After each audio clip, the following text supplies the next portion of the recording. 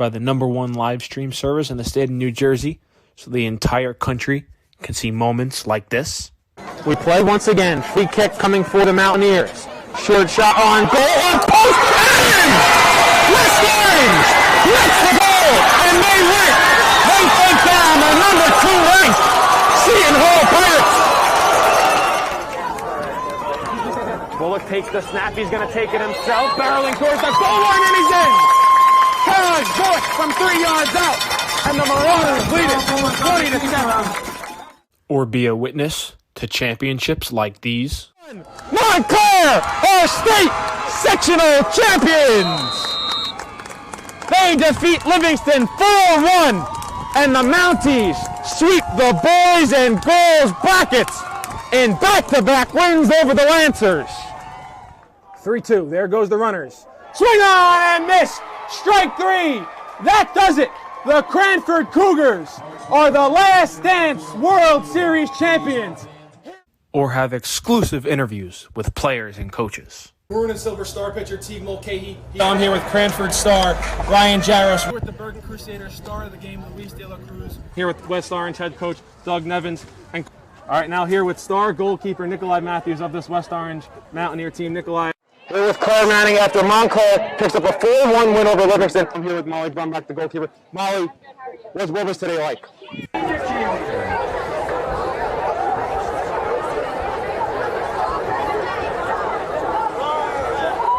The Westfield Blue Devils are on the road at the Ridge Red Devils, right here in Bernards Township, New Jersey, right here on the NFHS Network.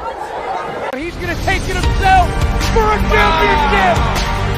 A double play wins it from Frazier. Turn it to the end zone. What a catch! McKinnon touchdown. Into the layup goes at the buzzer. Wins it! The championship!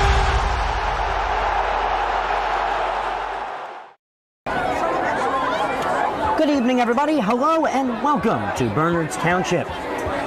Ridge High School is hosting Westfield High School right here on the D1 Media Pro page on the NFHS Network. The Westfield Blue Devils come into this game with a 5-1 record, and for the Ridge Red Devils, a very strong 4-2 record to accompany it. Hello, everybody. My name is Ryan Lowy.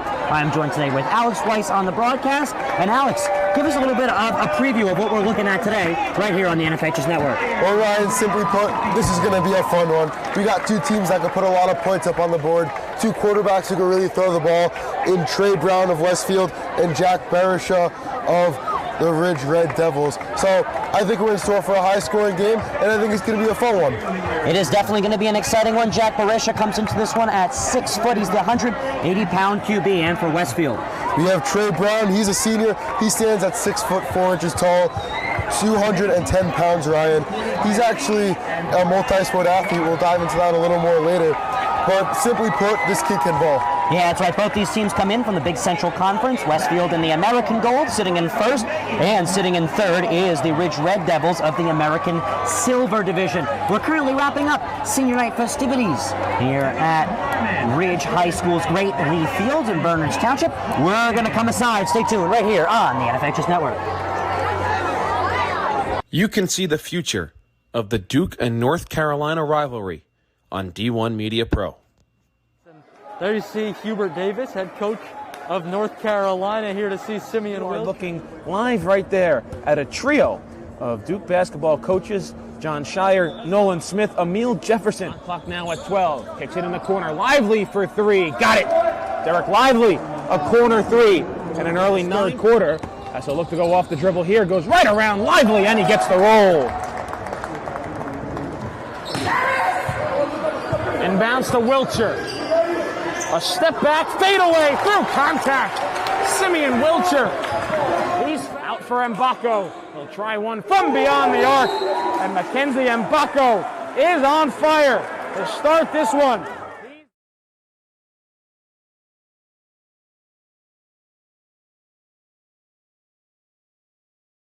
Hello, everybody, and welcome back to Lee Field. here at Ridge High School's great football facility. Ridge High School coming to this one with a record of 4-2, and on the other side, the Westfield Blue Devils, the visitors, in their same conference from a different division, a phenomenal 5-1 record. Alex, who are our players to watch, and a little bit more in depth with our quarterbacks today? First of all, your players to watch, Ryan, from the Blue Devils, it's Dylan Ragg. The senior running back has been nothing short of a monster for Westfield this season. In 6 games, he's racked up 670 yards, and he scored 8 times. He stands at 6 foot, 180 pounds, and he's a force to be reckoned with for the Ridge Red Devils D-line. On the other side of things, I'm looking at cornerback Adam Miner. He's a senior with 6 interceptions in 6 games, and he is the reigning BCC Player of the Week.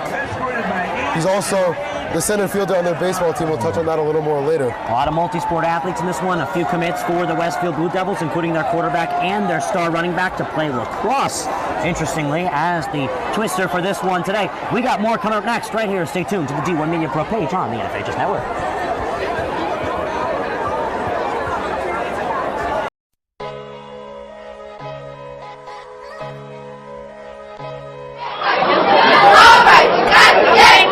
Hey, but on the suit.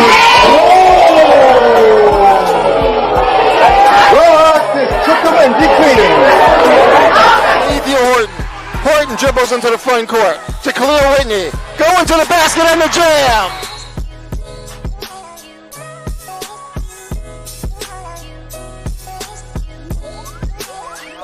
With them because they are getting resources from the city. They are getting resources, and they're arguing with us about the timeliness of those resources.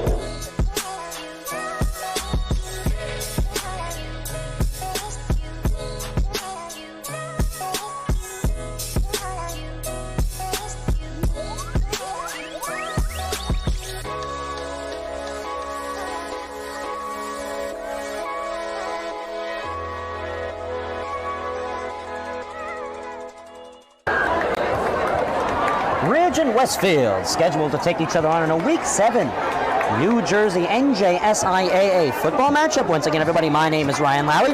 I'm joined with Alex Weiss. We are live streaming from atop the press box here at Lee Field in Bernards Township, New Jersey. Alex Weiss, let's dive more into our quarterbacks that we will be seeing at the top of the hour, 7 p.m. kickoff. Well, starting with the visiting Westfield Blue Devils, we're going to look at Trey Brown. As we mentioned, he's a senior.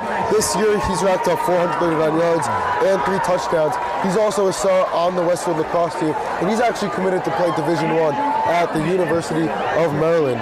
On the other side of things, we're looking at Jack Barisha, also a senior. Very impressive, 971 yards on the year. Expecting him to hit the 1,000 mark tonight. He also has 6 touchdowns in 6 games as a quarterback, throwing the ball, and 4 rushing touchdowns. So great matchup in the pocket tonight.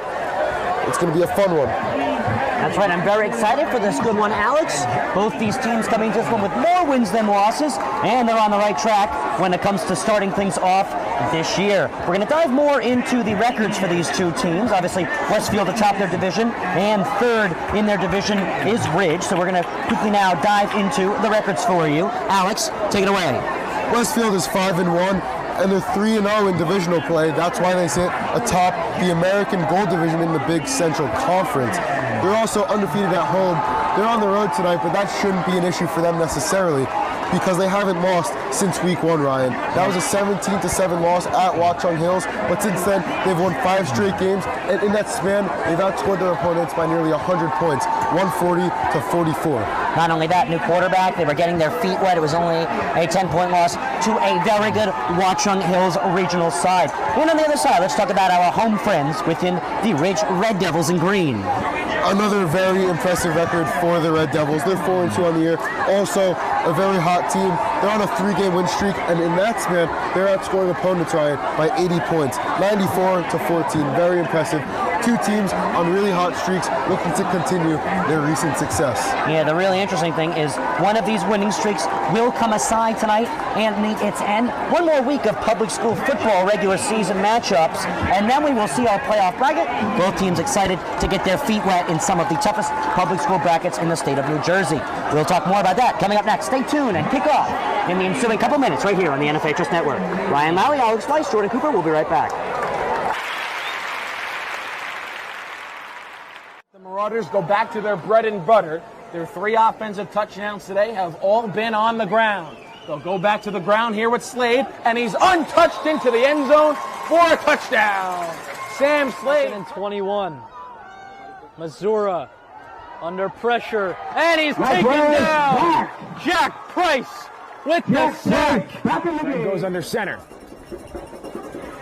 Toss to Thomason, far side, trying to pick up blocks, trying to cut back upfield, and he's in for a Seton Hall prep touchdown. Hand off, Butler once again, steps through a couple of tackles, spinning the pile, pushing him forward. Is he in? No signal, yes he is, touchdown. Salters will take the snap, looking to throw deep, he's got a man, wide open, it's caught. Justin Mays, a foot race to the end zone. There he goes, touchdown. 80. Brown, quarterback sneak to the end zone. He's in. Touchdown, Westfield. Gordon, back to pass. Gonna throw a deep ball, far side. Caught. Touchdown. Nasir Addison.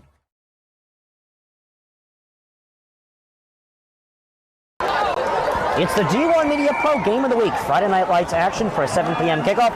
The Westfield Blue Devils 5-1 and the Ridge Red Devils 4-2. Alex, we're getting very excited for kickoff. We're getting very excited, Ryan, and we're getting very close. Now just moments away from the start of this very exciting game under the lights here. Friday night. What more could you ask for? Well, we could ask for a coach's report, shall we? Let's dive into it. James DeSarno, 16 years at the helm of the Westfield Blue Devils. He's from Pompton Lakes, New Jersey. Played at Montclair State University as an offensive lineman in the class of 1992. He had his master's degree at Kean University. Currently resides in Somerville. He is the former Kinnelon High School teacher and head coach from 2001 to 2006. Same goes for Linden High School, 1996 to 2001. And he was the assistant football coach up with Barringer and Malcolm X Shabazz in between the years of 1992 and 1996. Two Newark schools. And on the other side, it's Andy West's second season at the helm since 2020. He replaced the famous Bill Tracy, who everybody loved and coached after 11 seasons. An 8-2 record the team had last year under him. One of his most notable, he was a 2000 Ridge grad, Andy West was. He played 3 high school sports. He played football, swimming, and baseball. He was the former defensive coordinator before taking the helm, and he started with the program in 2012 as a freshman coach. And both of these coaches, Ryan, very intelligent coaches. Both of them know the game well. On Westfield's side, Jim DeSarno is the head coach as well as the offensive coordinator, so he's got a lot on his plate tonight. In charge of their defense is Ken Miller, and on the other side, the Red Devils have Andy West, as you mentioned, at the helm, and their offensive and defensive coordinator is Jeff Sutherland. So 2 very pristine coaching staffs with 2 very pristine football teams. And like I said, Ryan, this is shaping up to be a very exciting and very close game. Westfield last year was 4-6. First round exit of the tournament in the quarterfinal round at the West Orange Mountaineers. Ridge on the other side got their tournament started. An away victory versus Woodbridge, 38-0. Then they visited Ramapo, an exciting 10-point loss and a 72-point thriller, 41-31. Section 1, Group 4 is where Ridge saw themselves last year. And on the other side, a Section 1, Group 5, first round exit is what's seen. Oh, I'm getting a phone call. Is that AccuWeather, Alex? Yes, it is, Ryan. Right now in Basking Ridge, it is 57 degrees. Clear skies. It is a beautiful night for football. Wind is going to be up to 9 miles an hour, but it's a perfect night for football. Picture perfect. The lights are on. The sun is down. What more can be said? It's Friday night. We're here. It's a D1 Media Pro page on the NFHS network, and we're ready for some Friday Night Lights. That's right. Kickoff just 25 seconds away. Both these teams' losses very reasonable. Watchung Hills off to a phenomenal start. On the other side, Phillipsburg, probably one of the toughest public school opponents you can ask for. Ridge had to take them on head-to-head in the early weeks of the season. And that's the thing about good teams, Ryan. There are great teams, there are good teams. Both of these teams, you could argue, are great teams. Yes, they're going to lose games, but that happens. Even the best of the best don't win every single game. But these teams are beating the teams that they need to beat and then some. If they're going to lose games to teams, it's close games, and that happens. But the thing that impresses me most about both of these teams is that they're winning games that they need to win, and they're winning the games that are close. And the teams that can win the games that are close are the teams that you find in the playoffs making runs in the county tournaments. Alex, you know it's a crowded game here when you're receiving airdrop offers from other people on your iPhone. We're getting ready to get started here. The clock is set for 12-minute quarters. High school ruled football. It's week 7 of 8 public school weeks, 9 private school weeks. Let's talk about that private school bracket for a second. Don Bosco Prep clashing head-to-head with Seton Hall Prep tomorrow. One of the many phenomenal games we're looking forward to. Tonight, West Morris Central, an undefeated public school program, is taking on Randolph. That's got to be a really good game too. Morris Sussex Sports, wow, really slurring my words there, is having the broadcast of that one. Very good friends of ours in a different region. Jordan Cooper is on camera for us today. It is a packed press box here at Ridge, and you could say it's a bad thing when you're on a one-camera production, but you can also say it's a good thing because that means you're at the right game. This is a great game to be at, Ryan. As you said, the student section is as packed as I've ever seen. Everyone's wearing pink. Everyone's into it. Everyone's excited for senior night, and we see the Ridge Red Devils ready to make way onto the field with not one, but 2 mascots, Ryan. This is unprecedented territory right here. That's right. The Ridge Red Devils in their green uniforms tonight. Westfield, they're visiting white with blue accents. It's the pink out game, and it's senior night. Here in Bernards Township's great Basking Ridge. The Ridge Red Devils are getting ready to take the field. Ryan Lowry, Alex Weiss, Jordan Cooper on the broadcast today. Look at this sight, Ryan. Absolutely hectic here. The student section's into it. I mean, you could tell early on, and I don't think that's going to slow down at any point tonight. It's going to be a fun one, and these kids want fireworks, they're going to get fireworks. High-scoring game, 2 gunslingers ready to go. It's going to be a fun one. A devious look in the background of your camera as Westfield is now passing by, getting ready to take the field. Westfield, the heavy favorites to win this one as they play in a higher division and have 1 less loss and 1 more win to their name. However, a loss to Phillipsburg, that 1 extra loss that Ridge has, is an exception in the sense where they're playing almost similar to non-public A football at the moment, absolutely demolishing their opponents. Them, West Morris Central and Randolph. As here comes Ridge! The Red Devils in their green, shining under the Friday night lights, have taken the field in week 7 of the 2022 New Jersey State Interclass Athletic Association season.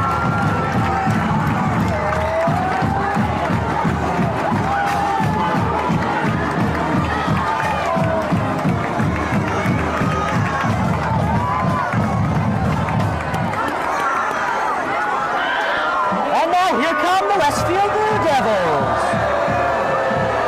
A heavy blue with a pinked-out crowd is giving them as they are visitors. They brought their band with them and a 5-1 record to their own. Keep an eye on Dylan Ragg, one of New Jersey's premier football running backs. He can really do it all, though. He can do it all, like you said, Ryan. Former soccer player, he kicks field goals, he kicks punts, and primarily he's a running back, and for good reason. He seems to just keep going no matter what. He plows through the offensive line and the defensive line. He's a force we reckon with, and Ridge is going to have a lot of trouble with him tonight. And if they can somehow contain the power that he has, they're going to have a shot to come out with a W tonight. Yeah, as you said, Ragg kicks field goals. He also kicks rear end when he's running with the football. He is impossible to take down. I actually saw him. Wasn't on the call for the Scotch Plains Fanwood game. That was Mike Cerati. I'll actually hold my story for later in the broadcast as we now have our national anthem.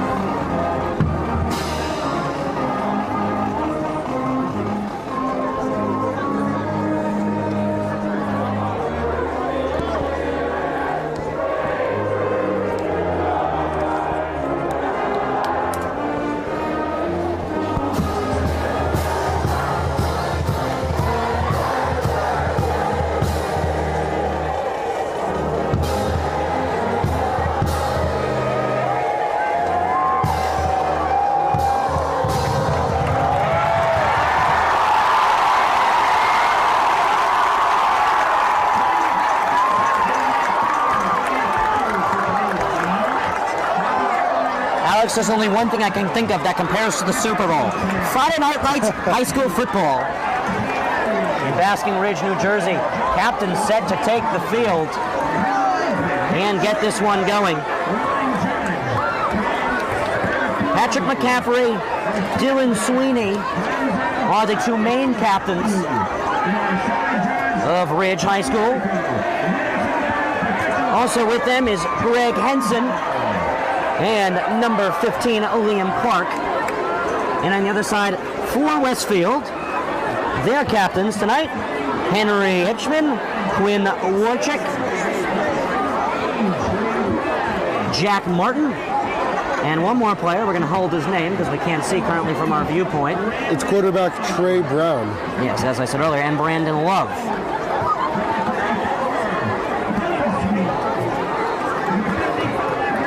One thing about Westfield, a slow start versus Scotch Plains Fanwood in one of their best played games of the year.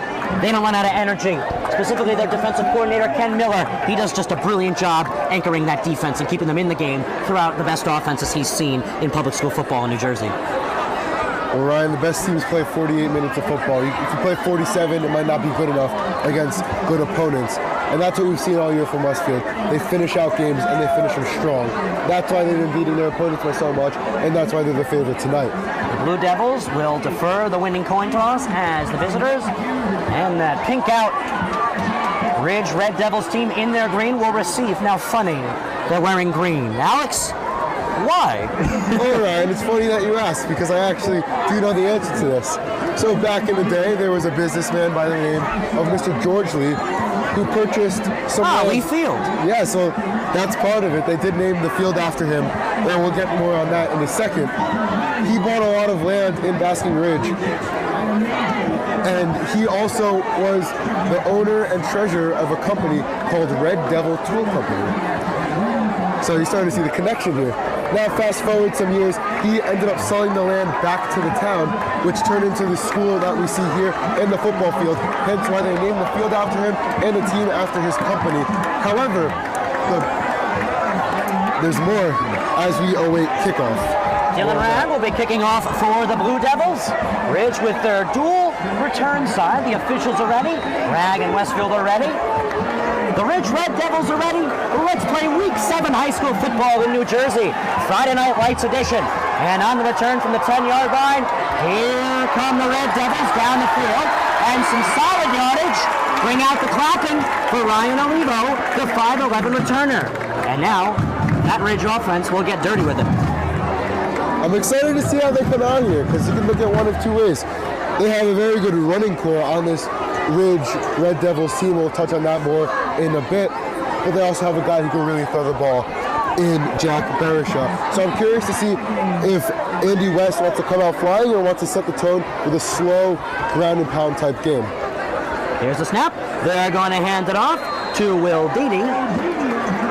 Deedy stands 5'10", 175 pounds, the running back and defensive back. He's good to gain 2 yards, second down and 8. And Deedy coming off a great game in a 24-7 win against South Brunswick last week. He rushed for nearly 100 yards and found the end zone in their win. A packed house here, Alex. One of the best student sections in New Jersey. We saw them at the Prudential Center against Livingston in the hockey finals. They brought out the big crowd. They were able to pick that one up, and all season here in football, they brought out the crowd. Their baseball team also did some damage. It's going to be a handoff. Acting as the fullback is Deedy this time. It's going to take a while for Westfield to take him down, about a gain of 3. So now back to the story that I started prior to kickoff, Ryan. So Mr. Lee sold the land back. They named the field, they named the team, but why do they wear green? Well, Bernard High School had already been established, and they already wore red. They couldn't have two teams at the same time wearing red, so they chose green, and that's where we are today, Ryan. Third down and medium. 2 handoffs to Deedy is what we've seen. They're going to hand it off to a different player this time, and picking up the first down, Connor McLaughlin. Moves the chains for the Red Devils. And actually, the Red Devils in attendance in uniform today, next to the cheerleaders. And I think it's important, like I said, Red Devils, plural. They have 2 mascots, Ryan. They do.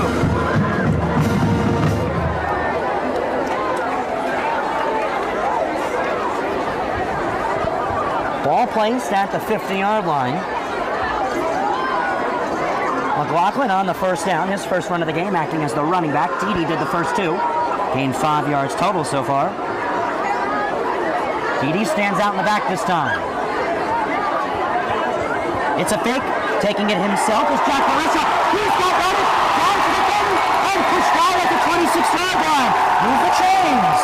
And we know Barisha has that kind of speed. 4 touchdowns on the ground for him so far this year in 6 games. So we know he likes to use his legs, and that's a perfect example of it right there. Couple read option fakes, takes it to the outside. And now we have a new set of downs for the Red Devils, and they're in dangerous territory here. 4 offensive plays today for Ridge to open up the first drive of the ballgame. They've all been running. We saw Dede do 2, and Barisha caps it off. Westfield defense needs to step up big here on 1st and 2nd down. Keep them within a larger margin. A third handoff for Dede. He's wrapped up and brought down by a pack. Gains about 5, 2nd down, with 9:35 left to go in the opening quarter. This is going to be a problem for Westfield, Ryan. If they let Ridge keep picking up 4, 5, 6 yards on 1st down, it's pretty hard to stop a team on 2nd and 3rd down when they only have 3 or 4 yards to reach the line to gain. All placed on the 23-yard line in attacking territory for Ridge. Westfield always brings in a nice visitors crowd. It's been about a 20-25 minute hike. The rush hour trip, if you were coming extra early, maybe over a half hour's worth. Barisha rolls out far side. Looks like he's going to take it himself again. He's not ready to throw yet today. He's swallowed down. Flags come out. I think I might have saw a horse collar, Alex. I'm not sure there. The contact did look a little high on Barisha. I'm not sure what the call is going to be here. Let's see what the officials have to say. I think it's going to be on Westfield, though. I think you're right on that one. Picking up a Westfield victory here would be huge for the school. Face mask, yeah, very similar. Personal foul. As I was saying, a win for Westfield here would be huge for the school because tomorrow boys soccer in county semifinal action. Sunday girls soccer. 2 top 10 ranked teams. Westfield girls still undefeated in 2 seasons in all competitions. State champions last year, taking down Freehold Township. Still hold the #1 spot, trying to win a back-to-back county tournament. It's a big weekend for sure for the Westfield Blue Devils as we see our first red zone football of the evening tonight. And it seems like the Red Devils are marching right now. Yeah, Westfield actually proving to be Union County's supreme sports programs. A few private schools in the area that many would expect to do better. That's not quite the case. Flags everywhere. It looks like we had jumpers on the offensive side of things. Actually, no. It looks like it's going to be on the Blue Devils. Encroachment. Yeah, you can't jump when you're within your own 20. That's just a lack of awareness, Ryan. And that might end up costing Westfield. Those are big yards, especially when you're in close to the end zone. Every inch matters. And right now, Ridge is going to take advantage of that to the best of their ability. Ball placed on the 6-yard line just outside the 5. Red zone football for Ridge. And the Red Devils will line up on the short snap. Give it to Dede. Dede's got space. He's going to get to the 1-yard line. No, he's got the touchdown!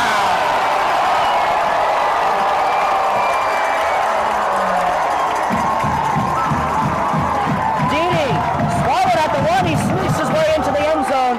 That's how we get today started. Well, we could have predicted that Dede would find the end zone sooner or later today, but who would have predicted it would have been less than 4 minutes in to the first quarter here. I mean, the kid has legs, he has muscle, but I think this quick a start for the Red Devils was a bit unexpected. PAT is up and good, and just like that, before even touching the ball, Westfield is down to score. Goodmanson puts the icing on the cake, 7-0, and under 10-play drive, we saw a penalty or 2. Give Ridge 20 extra yards, including that tough face mask call, and Dede was able to scramble in, being knocked down at the 1, and put that ball over the plane for a touchdown. And much as I said, Ryan, penalties like that are going to cost them. That face mask, that encroachment, if they don't take those penalties, who's to say that Westfield doesn't have them settle for a field goal? Those yards matter, and we see that now. Westfield down to score, getting the ball for the first time this evening. Well, it is a dangerous time for Ridge. They're putting the ball in the hands of Trey Brown and the opportunity for Dylan Ragg. So we'll have to see what the American Gold Division brings to the silver table here in Basking Ridge, New Jersey.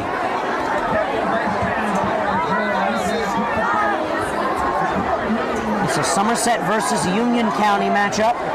We made the half-hour drive hike over here to catch this one because we knew it was going to be a good one. It's our game of the week here on the NFHS Network, presented by D1 Media Pro. You beat me to it, Ryan. I was just about to say, if it's not D1 Media Pro, it's a red flag. Absolutely correct. Shout out to Mustafa Hooten, in charge of operations, the owner and executive producer of all broadcasts. Here on the D1 Media page on the NFHS Network, we have New Jersey football, North Carolina football, even some New York football come playoff time. It's a good time to be a high school football fan. Girls flag football too, Ryan. We do it all here on D1 Media Pro. That's right. It will be the second season, the inaugural season of girls flag football. Was just a hit in New Jersey.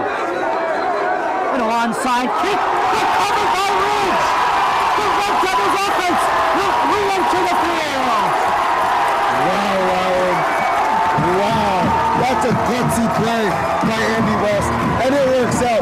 Great center field position for the Red Devils here. And just like that, they're back knocking on the door, ready to kick it down. Ridge is playing no-joke risky football. Handing Didi the football is a pretty safe option. An onside kick this early is risky, but a football can take a bounce that nobody expects. It's almost like the stock market. You almost can't predict it, although you think you can.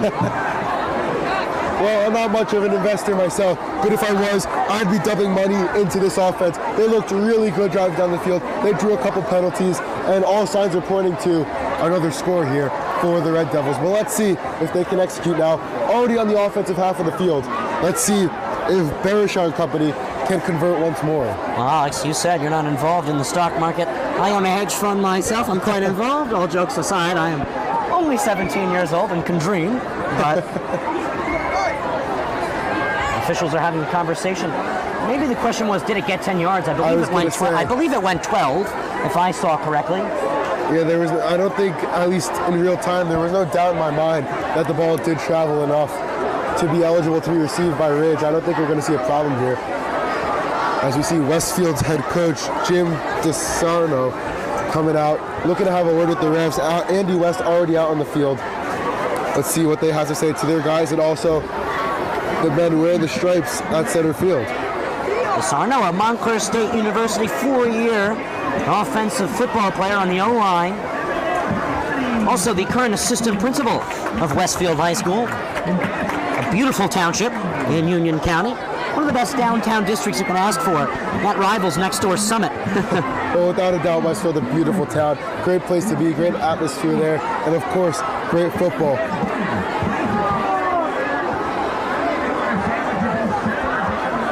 A long wait. And the officials will deconvene. I'm wondering what they're coming up with here. Unfortunately, we don't have them mic'd up here on the NFHS Network. Can hold that thought.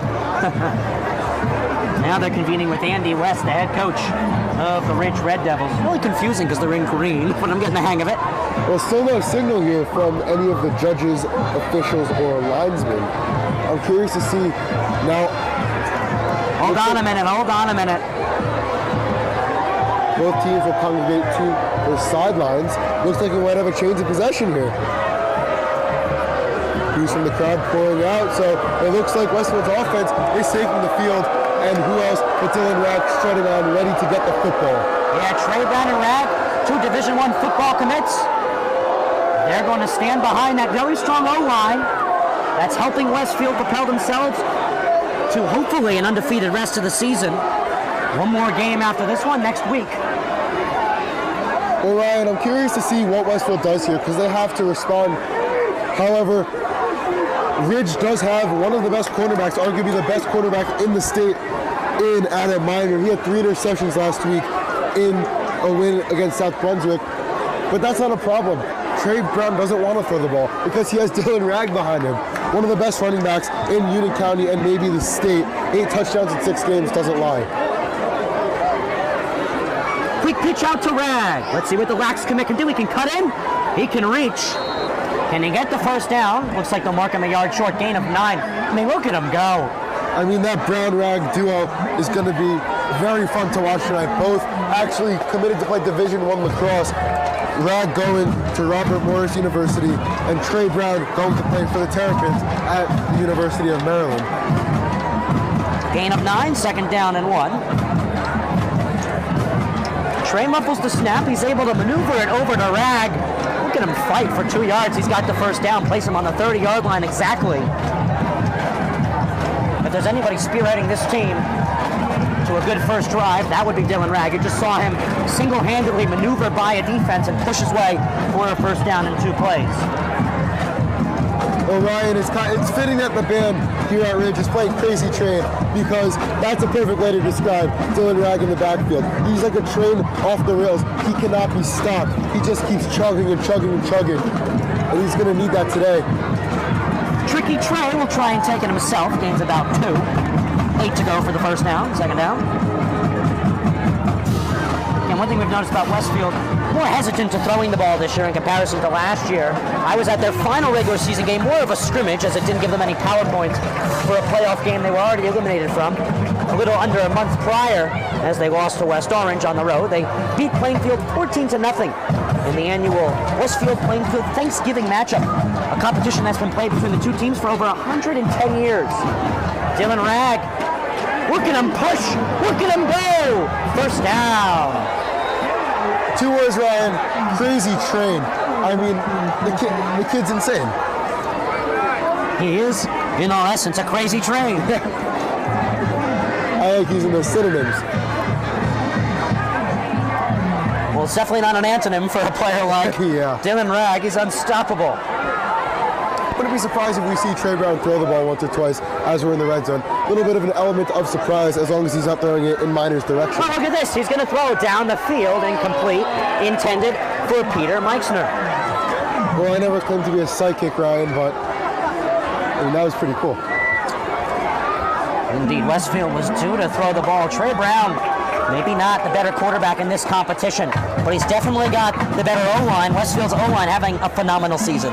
Well, just to touch on that, Ryan, Trey Brown, I think, gets out-QB'd by Jack Berisha, but that doesn't denounce his skill. Berisha, a very skilled quarterback. Brown as well, although his stats aren't as accomplished as Berisha's thus far in the season, he can still sling it, and that's going to be important to... Look at Brad go, he'll cut him, he's going to gain some yardage. Gains about 5, second down. More than half of the first quarter has passed us already. Fast-moving game thus far. As I said, that touchdown to get us started from Lil Didi. You heard it out of my mouth, Alex. Didn't look like he was going to make it in. He was being herded down. Reached over the plane. He got the touchdown. Yeah, you just had that extra effort at the very end there to break the plane with the football. And now we are where we are, 7-0 Ridge lead. Brown looks to take it himself, finds a lane. There's the O-line working for him. Looks like he's going to be a yard short. You know what I would do in this situation, Ryan? Probably hand off to Rag. Yeah, I'm going to give the ball to Dylan Rag. I think the defense knows it's coming, the offense knows it's coming.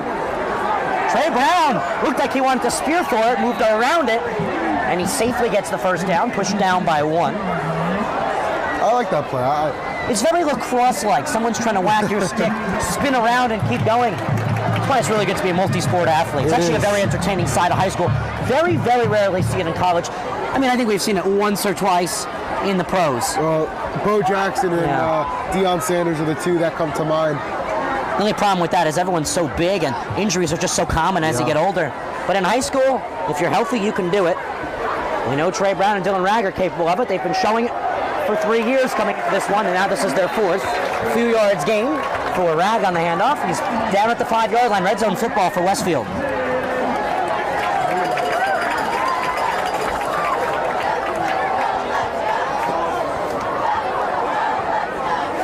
It's the battle of the Devils tonight, Ryan.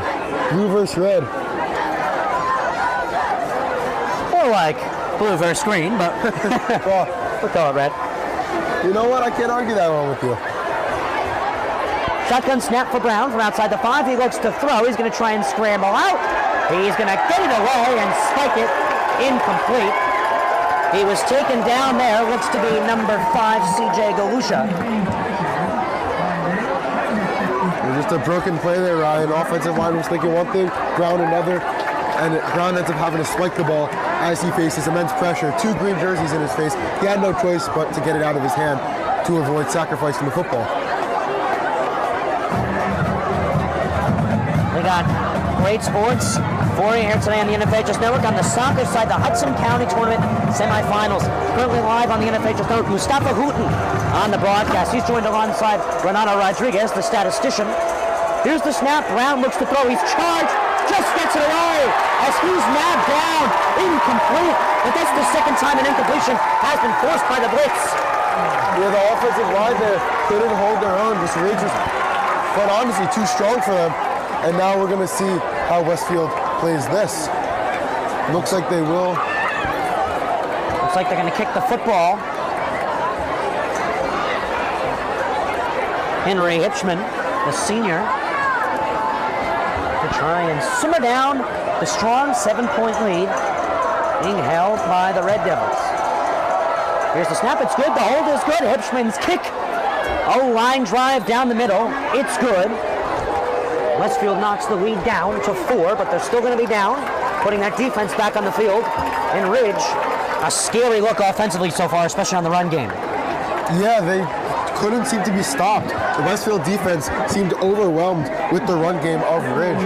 And that drive, although yes, points on the board is a good way to start your offense, it's a little disappointing for Westfield. They were in the red zone, they had plays to be made, and they just couldn't execute.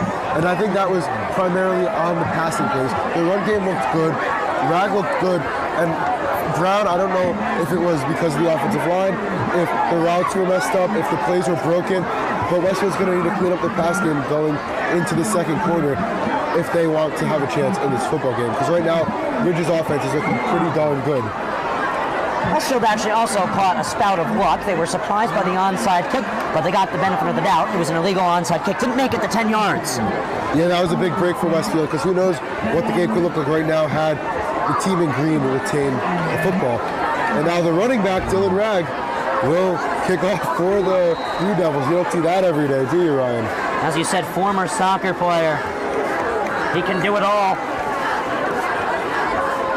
Kicks it away from his own 40. This one on the ground. It's a simmer kick. That's picked up at about the 20-yard line. This one will be returned decently by C.J. Galusha. Starting yardage looks to be the 34-yard line.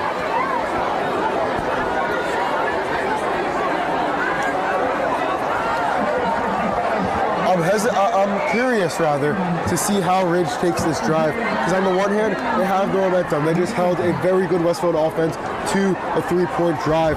And now they get the ball back with plenty of time left in this quarter. And obviously, when the second quarter starts, they will retain possession. So I wouldn't be surprised to see if on a second down and medium, second down and long, they take a shot with the football. Barry shows a very confident quarterback, and he has receivers who can catch the football. But right now, they're showing run. Why not give it to Will Deedy? He finds a lane, he cuts in. Hill gains 7. Second down and 3. Alex, I really do like the pink out. It stands out. The cheerleaders have it. A lot of fans, well, a lot of fans behind us socializing. And they got the devil ears on. They're wearing, for those of you at home, they're wearing pink devil ears with LEDs on the inside. But back to football, Ryan. Wouldn't be surprised if we see a play-action play here. Likely they run it, but there's something to look out for. Second down and 3. Deedy gains 2. Third down and 1. Westfield's going to need plays like that, where maybe they get a yard, maybe they get 2. But the defensive line looks a lot better there than they did on the first drive, holding Deedy behind the line to gain. So I don't know what the defensive coordinator and Ken Miller may have said to his guys, but they look a lot better, at least in these first couple plays, than they did in the first series of the ball game.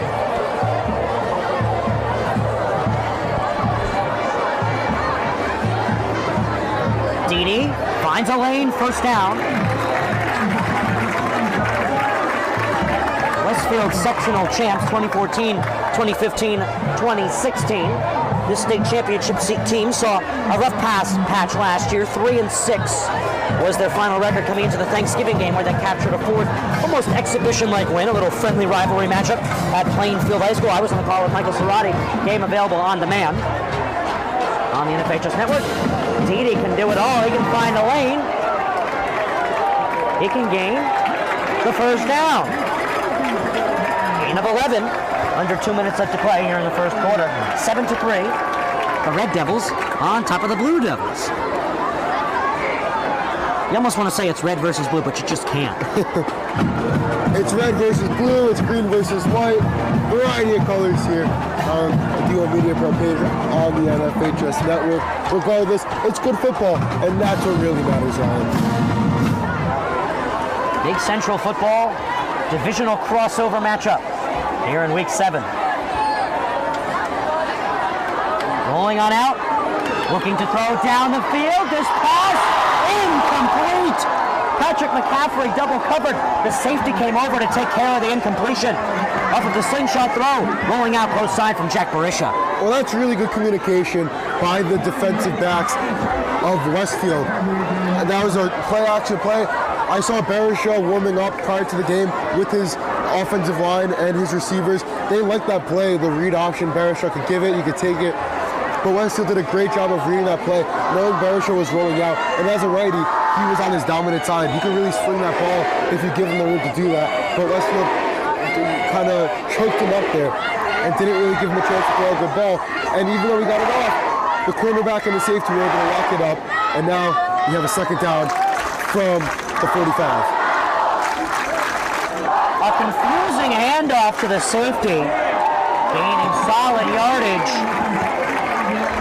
Dylan Sweeney, the senior captain. Well, there's that read option again. This time rolling left is Barisha. However, he could have given that ball to the first running back, the second running back. He could have rolled out left and thrown it to a receiver. He's giving himself options. Coach Andy West is giving him options. And that is what makes this Ridge offense so dangerous. However, credit to Westfield for somewhat sticking with it. It's a difficult play to read, but they're doing their fair share of preventing Ridge, from getting big yardage. Didi finds a lane. Didi's got the first down. Trying to hurt his way to the 25. He'll be cut short at the attacking 27. And you know, you're wondering why Ridge hasn't been throwing the ball for such a good team they have, putting on so much pressure against a team leading the division up. Well, Micah Levo was last year's graduated quarterback. Not just one, but 2+ years quarterbacking for Ridge High School coming into this one. So the transition is a little slow for the senior, but I think he'll be ready for playoff time to get comfortable. And with that being said, 3 seconds, 2 seconds, our clock winds down. That concludes the first quarter. That sees Ridge trying to upset Westfield. Westfield put a field goal in, but Ridge's touchdown, extra effort from Will Didi first is what separates them by 4. They'll have the ball at their attacking 27 next. Stay tuned, second quarter on the NFHS Network.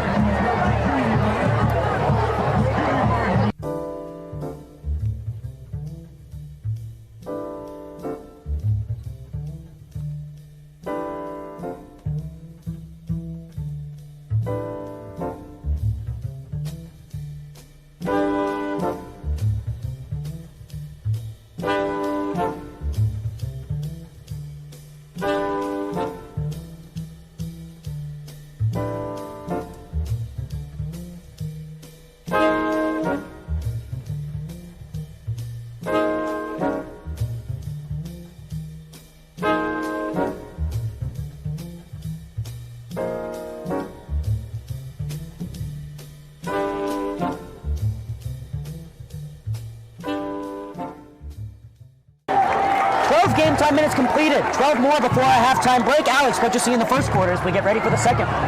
Well, the Ridge run game was simply fantastic. Westfield really struggled to keep it contained, and more on that after this play. Here's a handoff, good for a few yards. That was a really good job by the Westfield line to swallow up that run effort. But like I said, the runs in the first quarter didn't stop for the Ridge. Little Didi, as you mentioned, had a rushing touchdown just less than 4 minutes into the game, and that kind of set the tone for how this was going to go. That was followed by the failed onside kick attempt that we initially thought was going back to Ridge. However, it was overturned after it was deemed that the ball did not travel the necessary 10 yards. Westfield got the ball. They marched, but were unsuccessful in the red zone, and they had to settle for a field goal with 3.5 minutes left, and we find ourselves now with the second quarter underway. Didi swallowed up. Nowhere to go. What a tackle by Sergio Cabrera. He used all 6 feet 3 inches and 210 pounds to maneuver him down on his own there. Well, Cabrera's a big boy, Ryan, and we saw it there. And that's what Westfield needs, to choke up these run plays before they can become 5, 6, 7 yards. And Didi's capable of that. Westfield knows that. So good job by their D-line and Cabrera there to contain that run and force the hand of Ridge, who is now finding themselves in a worse situation than they had hoped. And it looks like Barisha is going to throw the ball here. 2 out to the right, and those are his receivers on this play. They're down to 9. You're right, Alex. He's going to throw your 2 for 2 on that prediction today. He's running out of space. The question is, will he get it off? Yes, he will. It's a quick throw. Caught by Didi, the wide receiver. 2-0. What a play. As I was saying, he's a wide receiver and he's a running back. I don't think he got the first, Ryan. I don't think we're going to see the chains being moved just yet. But this puts Ridge in a much better position, much closer to that first down marker, and it gives them the ability to run the ball or perhaps run one of those read option plays that Barisha executes so gracefully. Sorry for the tardiness on this realization, but there's a flag on the field. Head official looks to be moving towards a holding. He wants to conversate with his line judges quickly on what they saw. Not sure which side this is on, Ryan. I didn't see any foul play on that last play. However, my eyes may deceive me because I'm human. Still awaiting the call here. Let's see what it is, Alex. And the head official still reluctant to give us the call. He wants to continue to discuss it. More officials now convene. That's 4 of them. That's 4 zebras. Well, this head judge looks like he wants to tell everybody and their mother right now. He's telling the Ridge sideline. He's telling Jack Barisha. Still waiting on the call here. Maybe seeing if they agree, letting the coaches know what they saw. But for a seemingly insignificant penalty, this is taking quite some time. And here's the call. It's a holding on the defense. It's declined. First down. Well, after all that, holding first down, but nonetheless, Ridge once again benefiting from penalties close to the red zone and in the red zone from Westfield. And if I'm Coach Jim DeSarno, that's the first thing I'm talking to my defense about when they get off the field. The penalties are killing them, and we're seeing it once again now as Ridge continues to march downfield. Didi swallowed down. Looks like he might have gained a yard or 2 on the play. Second down. Alex, who do you have this year winning non-public A, the most fierce bracket in the state of New Jersey? Usually that team is always nationally ranked. If you had asked me a week ago, I would have liked a dark horse Seton Hall. But after dropping a game to Paramus Catholic at home, that changes the whole picture. So I think it's really up in the air. It's hard to say who is going to take that title. By the way, that game you can catch, it was broadcast on the NFHS network by D1 Media Pro. Quick pitch, Didi cuts in, close side. He's going to be able to get himself inside the 10. They'll put him down at the 8-yard line. Second down and short. But as I was saying, I think that non-public A crown is anyone's to take. I don't think there's one definitive person. You're absolutely right. Last year, Bergen Catholic was favored coming into the season. They held it all year. St. Peter's Prep made a good start to the season case, but a few crazy losses put them back in everyone's predictions, and they were correct. Dark horsed by Bergen Catholic in the semifinals. Bergen Catholic sealed the deal versus Don Bosco at MetLife Stadium last year, live streamed by NJ.com. That was an exciting game, but this year with Don Bosco's dominating win on the road against Bergen Catholic, I think that might give them even more interest in taking down Don Bosco in a possible playoffs matchup to secure the deal this year. I think Bergen Catholic may repeat. I just think they're that thirsty for it, and we know they have the talent and coaching to do so. Here's a little trick play. Looks like trying to take it himself is Barisha. Touchdown! Barisha, the bang!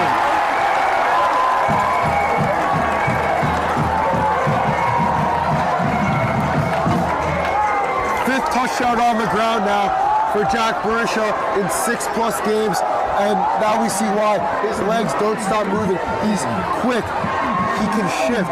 He really knows what to do once the ball is in his hands and he's out of that pocket. But now, pending the extra point, Westfield is down potentially 2 scores. Definitely 2 scores, excuse me. Looking like an NFL extra point. That one over the uprights, but through and good. 14-3, we're going to step aside, pay some bills. Be right back.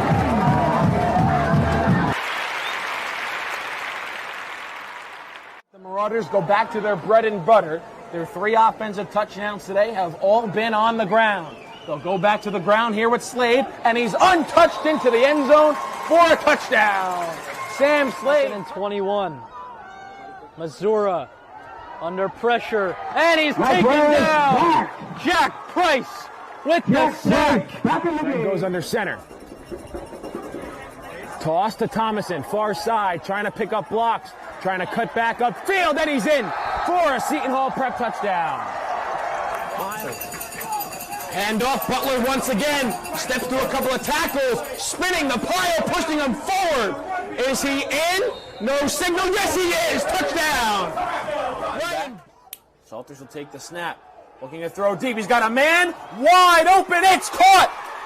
Justin Mays, a foot race to the end zone. There he goes, touchdown. 80.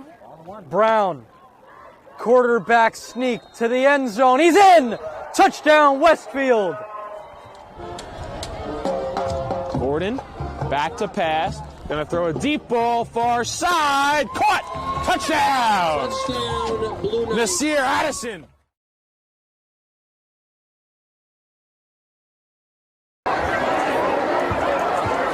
Goodmanson set to kick it off.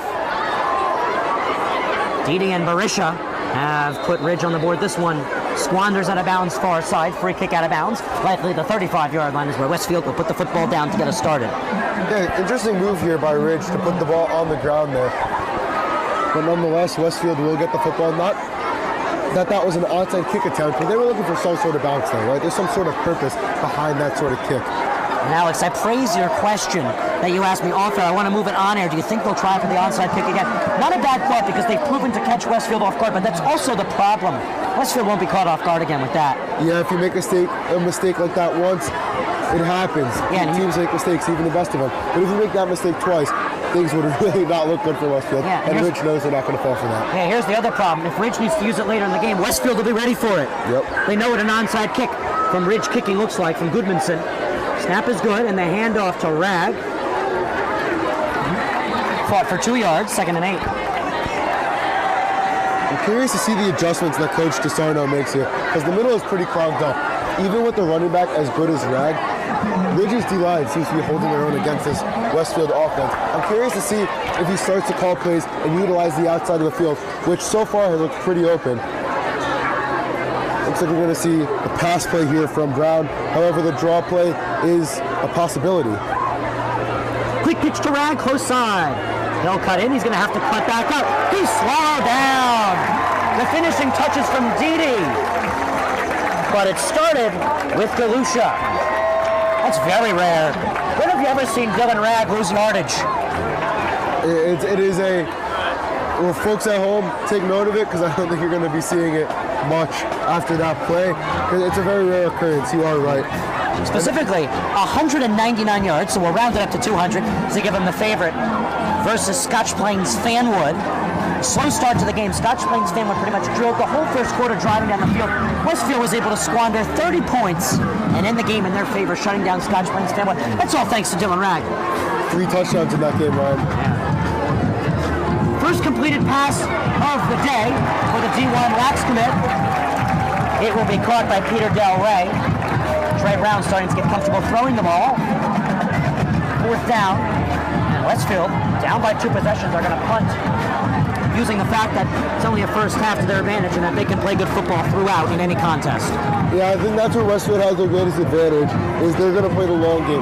They're not looking to get up big in the first quarter or the first half as we're nearly halfway through the second quarter here.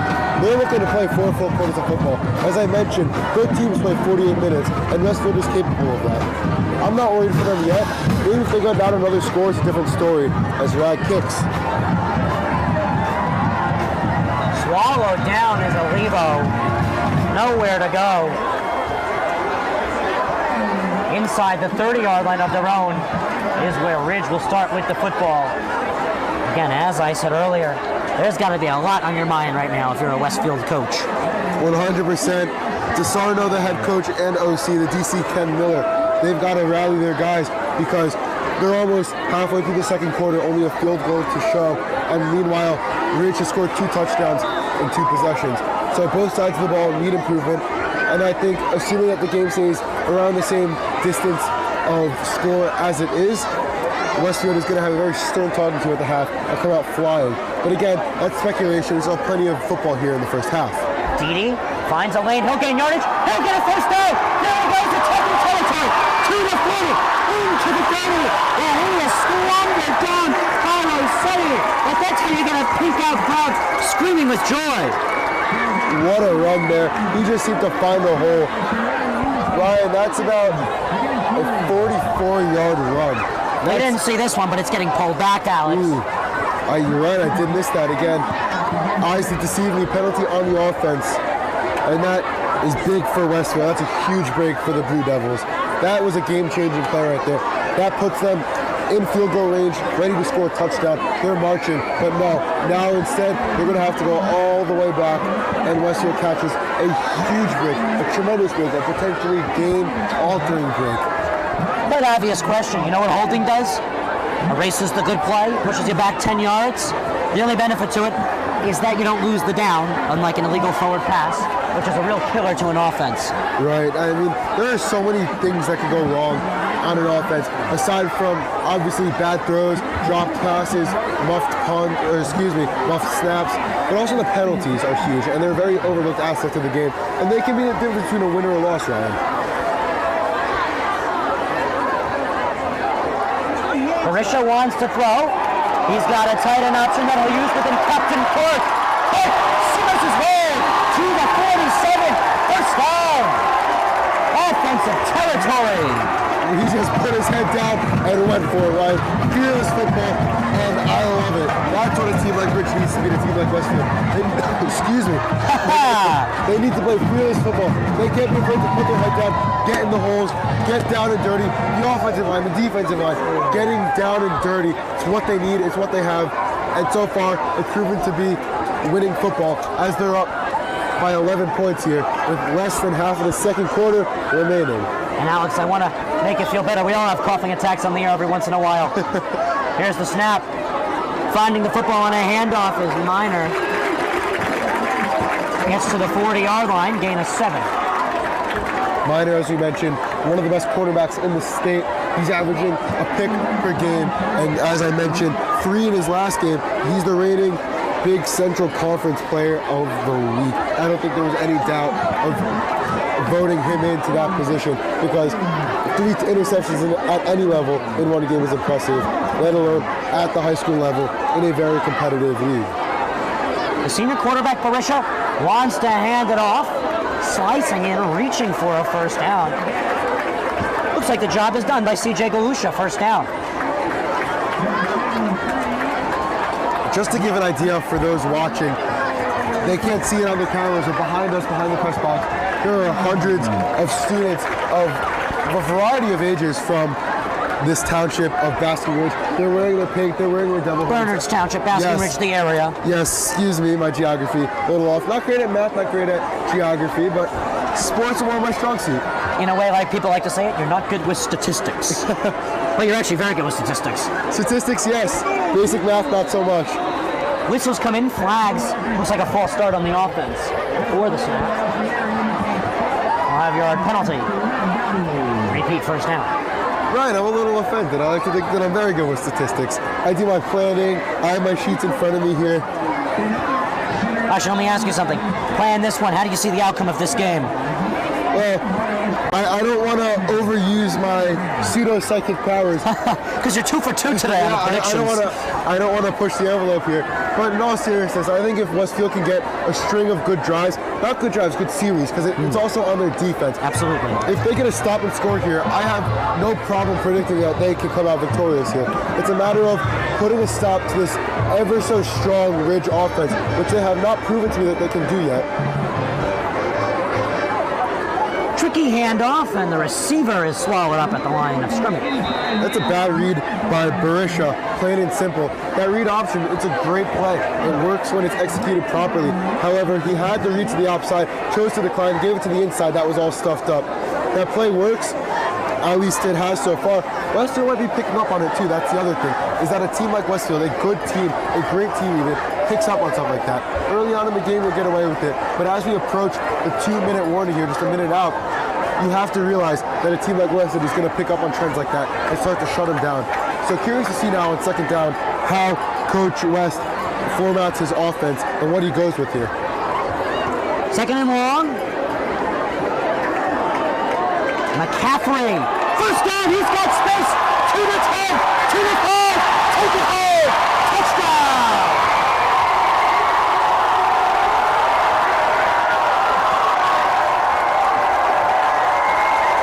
Open realty, far side. The right side of the field is a campground. McCaffrey. Oh, captain there, captain. Touchdown. Well, plain and simple, Ryan. Westfield's thinking run. They show run before the snap. Snap comes to Barisha. They throw the ball. It's a throw out wide, which you have to do when you're back, and it's second and long. Kick is up, and it will go now. A 21-3 lead. But as I was saying, Westfield anticipating the run.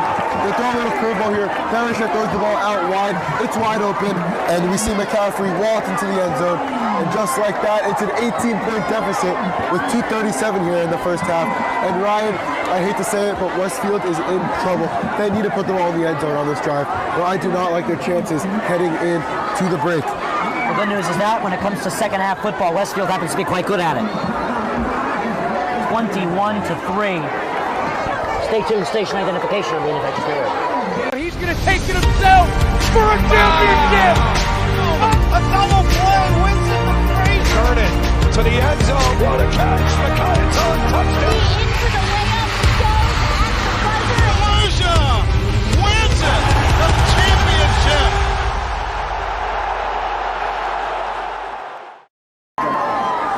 Welcome back to the NFHS Network presented by D1 Media Pro. We just saw a terrific play by McCaffrey to take the ball into the end zone and extend this Ridge lead, and the Westfield defense looks lost, Ryan. I think they were surprised by the throw, Alex. They've been seeing a lot of DD domination. We saw a wildcat formation by Barisha a few times. They've been playing quite good football, the Ridge Red Devil offense.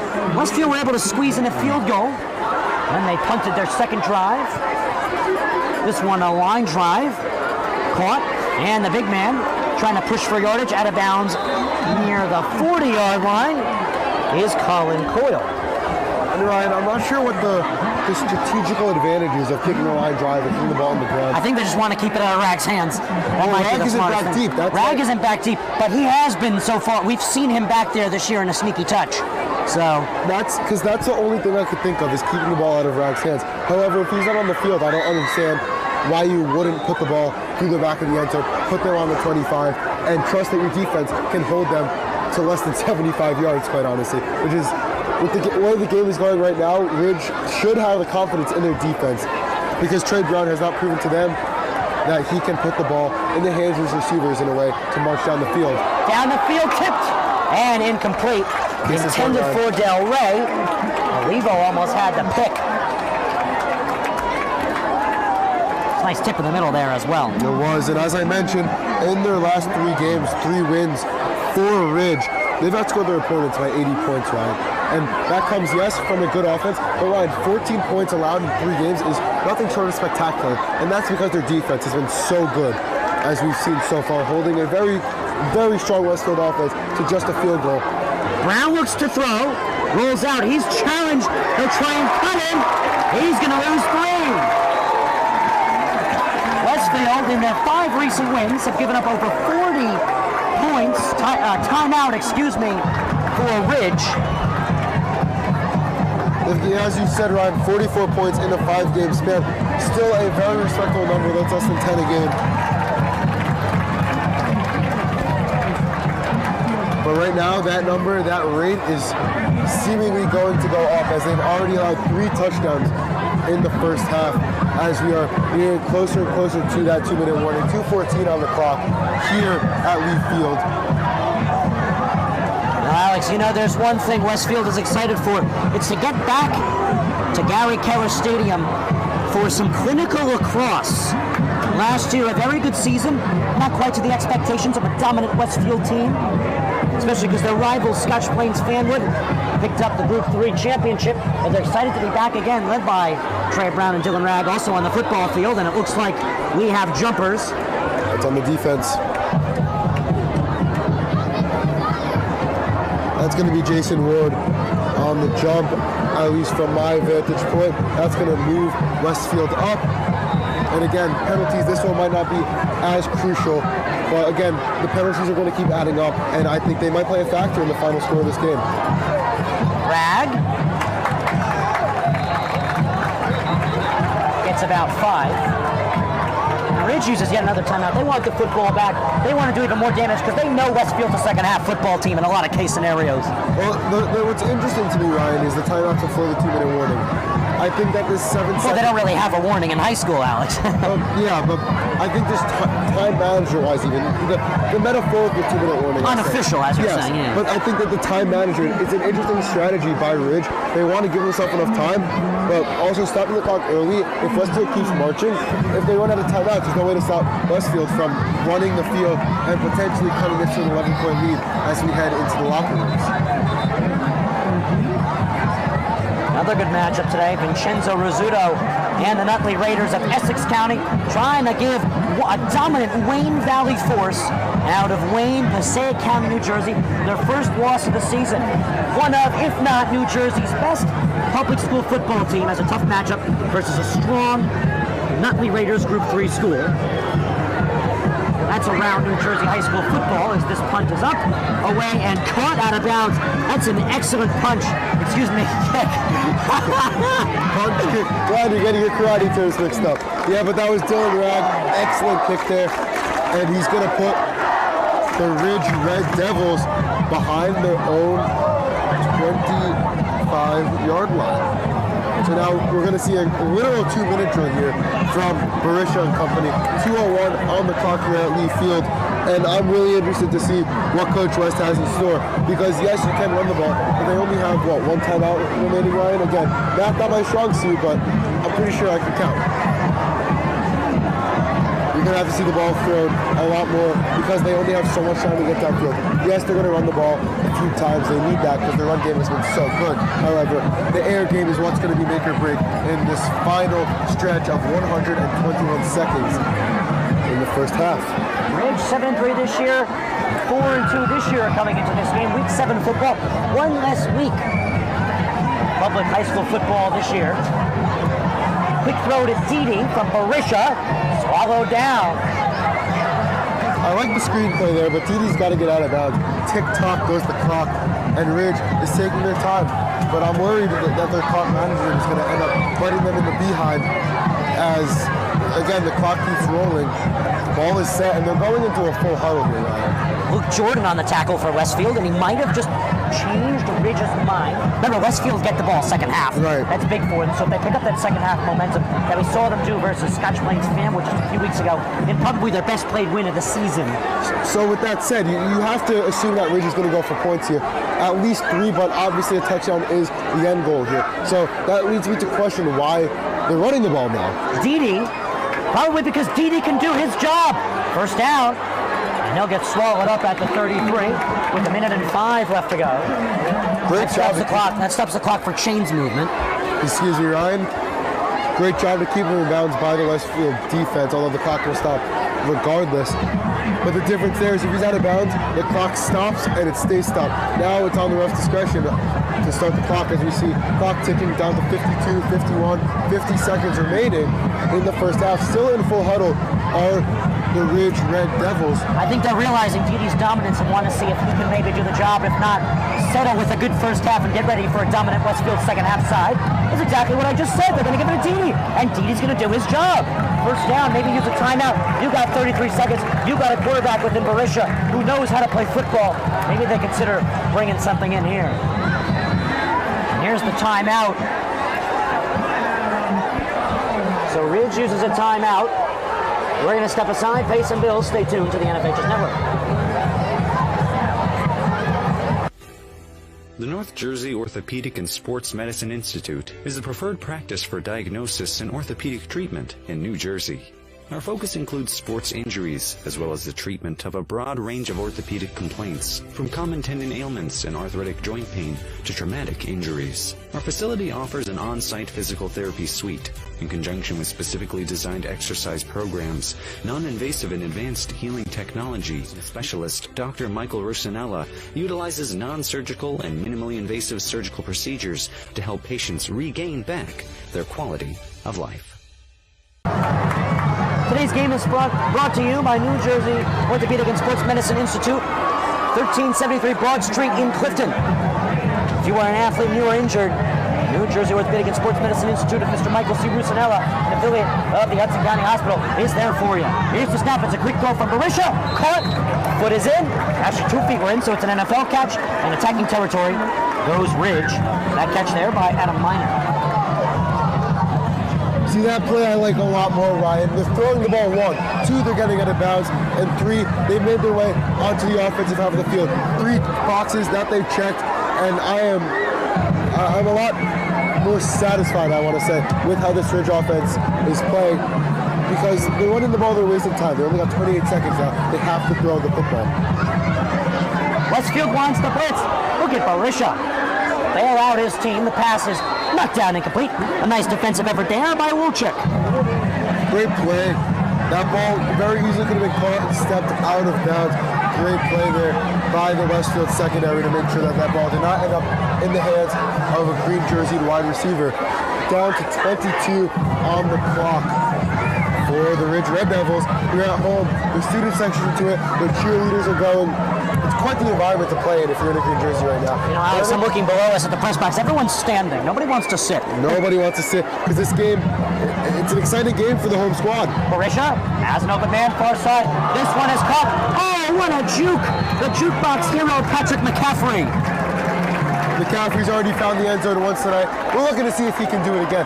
15 ticks of the clock remaining, and now we're down past the 40-yard line. Ball got out of bounds, clock obviously stops.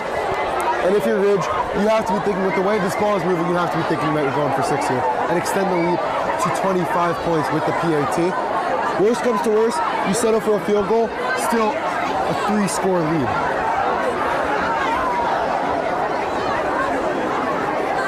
Four receivers set out.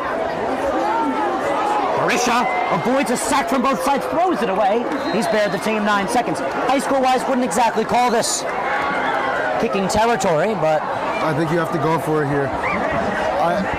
The worst case for Ridge, they throw an interception that ends up in the back of their own end zone. Best case, they throw a touchdown. I split the difference to kick a field goal, but I am not Mr. Andy West, so I don't have any say. 2nd down and 10.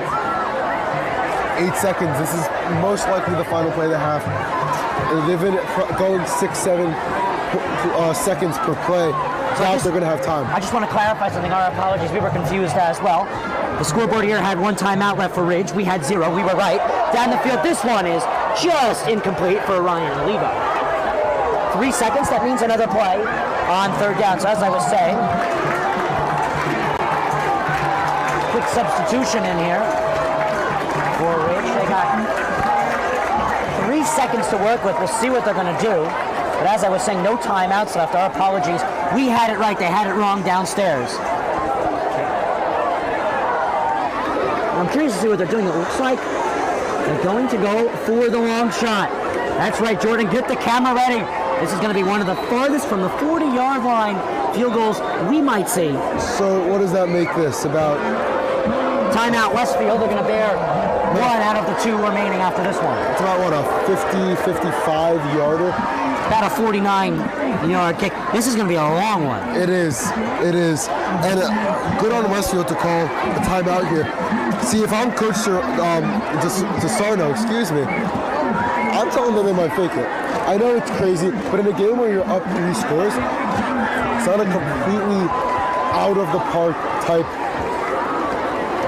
of play to make.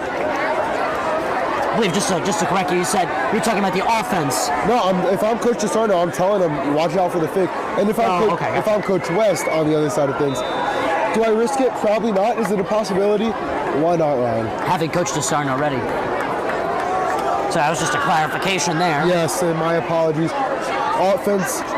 Kicking team straight up, as is the blocking unit. A 49-yard heave. It's a line drive.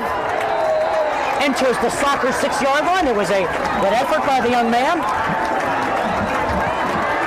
And that will do the first half. 21-3. Alex, the scoreline. In the second quarter here, we saw just 3 minutes and 11 seconds in, Berisha had a rushing touchdown, and McCaffrey followed it up with a nearly 40-yard receiving touchdown up the right sideline. 14 points in this quarter, and none for Westfield to extend the lead to 21-3. The home team on top, and Westfield is not happy heading into the locker room. They're on the road and they're down big. They're a brilliant second half football force here in the Big Central Conference, coming out of the American Gold Division, and they will receive the football at the end of the half. Stay tuned here. We have a great one. D1 Media Pro Game of the Week on the NFHS Network. When one of the top public high school athletic programs in the state of New Jersey uses the #1 live stream in the nation. Flip to Carson. He went the 90 yards on the kickoff return. He's trying to finish it off with a touchdown, and he does! Goodbye, Carson! Ball court. Passed on over to Capstraw. Capstraw will dive in past 2 players, and she's able to lay it up and score. That is the 1,000-point club type of play right there. You can't ask for better than that one. Pass across. Stick down by Murphy. Send a shot and deflected. They score! 2 now. We're at the 2:30 marker left in the game. Immaculate go quickly, but it has just costed them a good play there to stay on the West Orange side. Diving in quickly is Capstraw, and she herself is leading West Orange to a comeback. 5. Short shot on goal. On post. West Orange lets the goal, and they win. They take down the #2 ranked Seton Hall Pirates. What a thrilling game. So a free kick for West Orange. She sends it towards the net.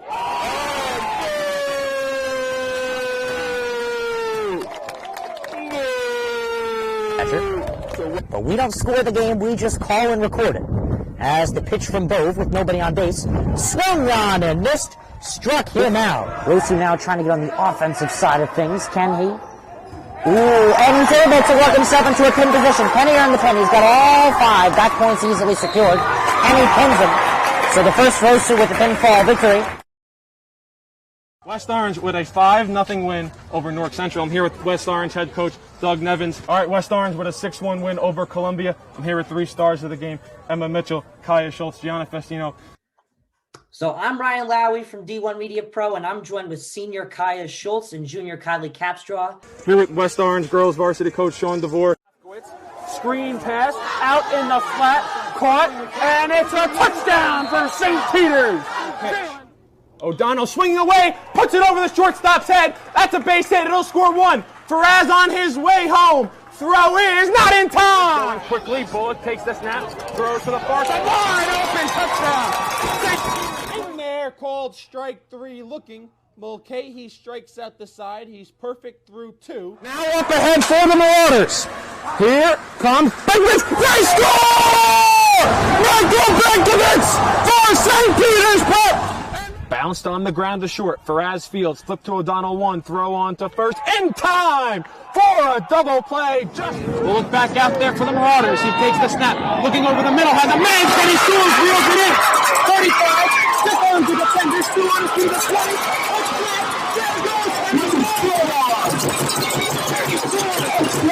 Once again. Hit in the air to deep center field. Sicka moving on the back at the wall. It's gone! Ellis Reed with a 2-run blast. And the Marauders have a 6-0 lead. St. Peter's Prep has the best coverage for its student athletes. Why don't you? It's hard to get to everything we have going on here. I mean, this high school has so much. And now you're offering the ability to watch those events without having to travel there. My dad travels a lot, so he likes to watch the events. Like if I'm playing a volleyball game and he can't make it, he'll watch it and he loves it. I think it was homecoming. It was Friday night, And it was a punt return, and I returned it all the way back for a touchdown. And then, of course, I showed all my family members, and they really liked it. They like to see what their family members can do. Golden Lions. I think this broadcast is essential because our team is global, and we got people all over the world going to watch the game. So without this, there's no way they can do that. These kids and these players feel loved, they feel important, and by broadcasting it, you have a bigger group that you're reaching that allows them to know those kids.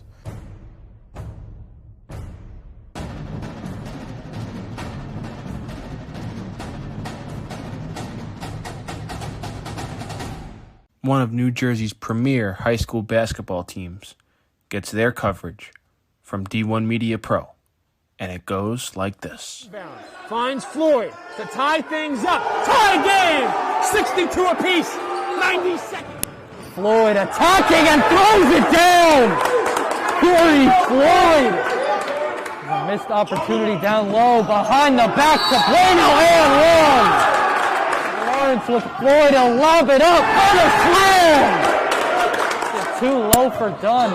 Wilcher to Floyd. Lays it in and one on the lob. Thought about the three. Drives baseline. Oh, what a start for Corey Floyd. Here with Corey Floyd after a tough... Wilcher, three. Got it! Simeon Wilcher is fired up! And Simeon Wilcher all alone with the flush. Out here with Simeon Wilcher. And a pass taken away by Marshall. And he'll throw it down. Tosses it ahead to Valencia. Serene driving and throws it down. He can't get around and a turnover. Corey Floyd has it. Step through, lay it through the basket. Marcus Cerroti here with Roselle Catholic head coach Dave Boff. Dave, you're coming up. Now it's your time to join. The North Jersey Orthopedic and Sports Medicine Institute is the preferred practice for diagnosis and orthopedic treatment in New Jersey. From the moment you become a patient in our practice, our experienced team supports you until your full recovery with education, compassion, and understanding. Our focus includes sports injuries, as well as the treatment of a broad range of orthopedic complaints, from common tendon ailments and arthritic joint pain to traumatic injuries. Our facility offers an on-site physical therapy suite. In conjunction with specifically designed exercise programs, non-invasive and advanced healing technology, we can not only address the current injury, but also find the underlying cause, such as muscle weakness, imbalance, or improper form. We also offer non-surgical modalities, such as platelet-rich plasma injections, which can lead to an accelerated recovery. To provide efficient and excellent care, personal interactions and individualized attention for each patient is important. We are committed to create a protocol that can eliminate similar injuries in the future.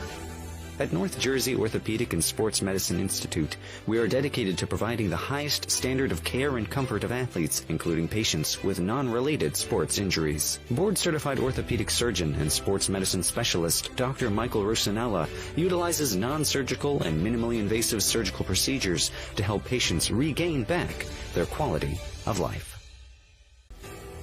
The North Jersey Orthopedic and Sports Medicine Institute is the preferred practice for diagnosis and orthopedic treatment in New Jersey. Our focus includes sports injuries, as well as the treatment of a broad range of orthopedic complaints, from common tendon ailments and arthritic joint pain to traumatic injuries. Our facility offers an on-site physical therapy suite. In conjunction with specifically designed exercise programs, non-invasive and advanced healing technology, specialist Dr. Michael Rosanella utilizes non-surgical and minimally invasive surgical procedures to help patients regain back their quality of life. Martin drops back, looks left, throws left. Pass complete.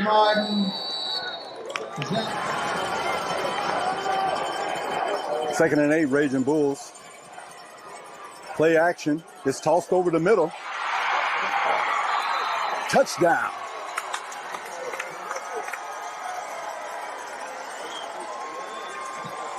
It's in, crowding the line of scrimmage. Man comes in motion. Minucci turns around, hands to Heath. He's got a first down, a lot more. There goes Ronnie Heath. He's off to the races. 20, 15, 10, 5. Touchdown, Don Bosco. Ball carried by number 5, Ronnie Heath.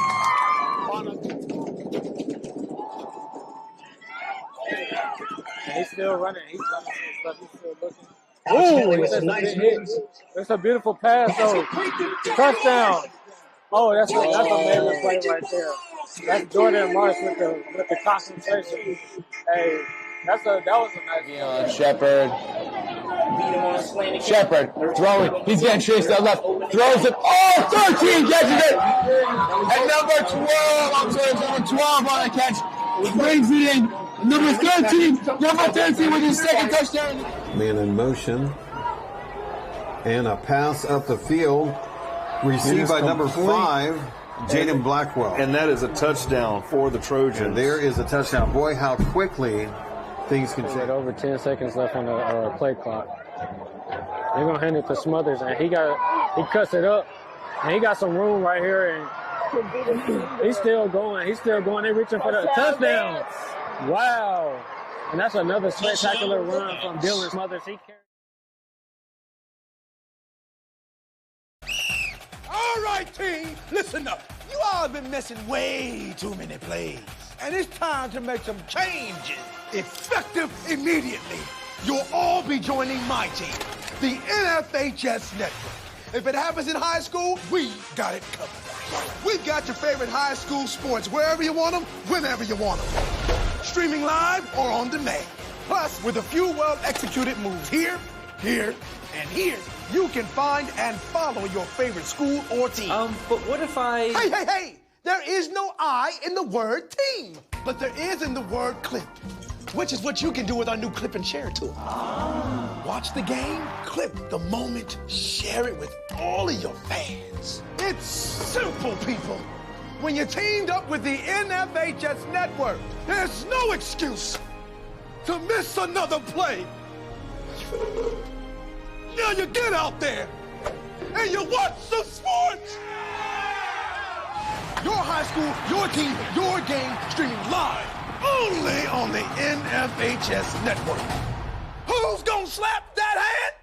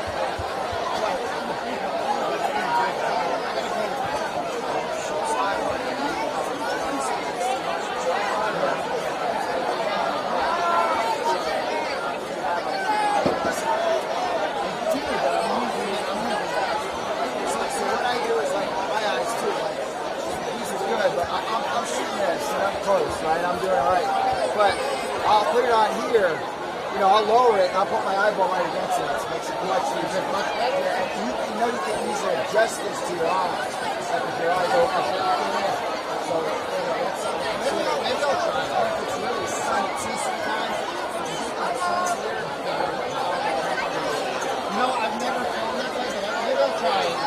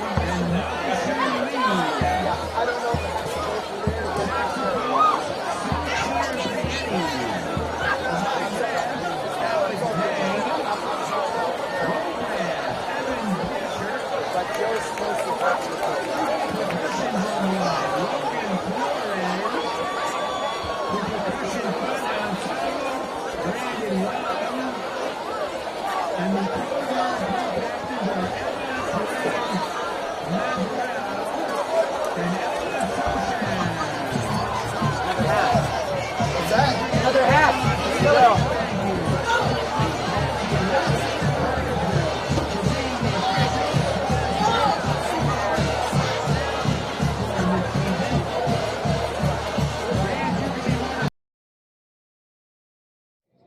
Martin drops back, looks left, throws left. Pass complete.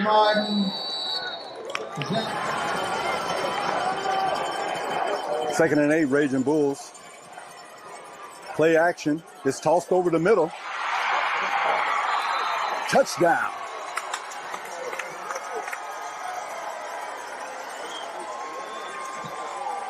In, crowding the line of scrimmage. Man comes in motion. Minucci turns around, hands to Heath. He's got a first down, a lot more. There goes Ronnie Heath. He's off to the races. 20, 15, 10, 5. Touchdown, Don Bosco. Ball carried by number 5, Ronnie Heath.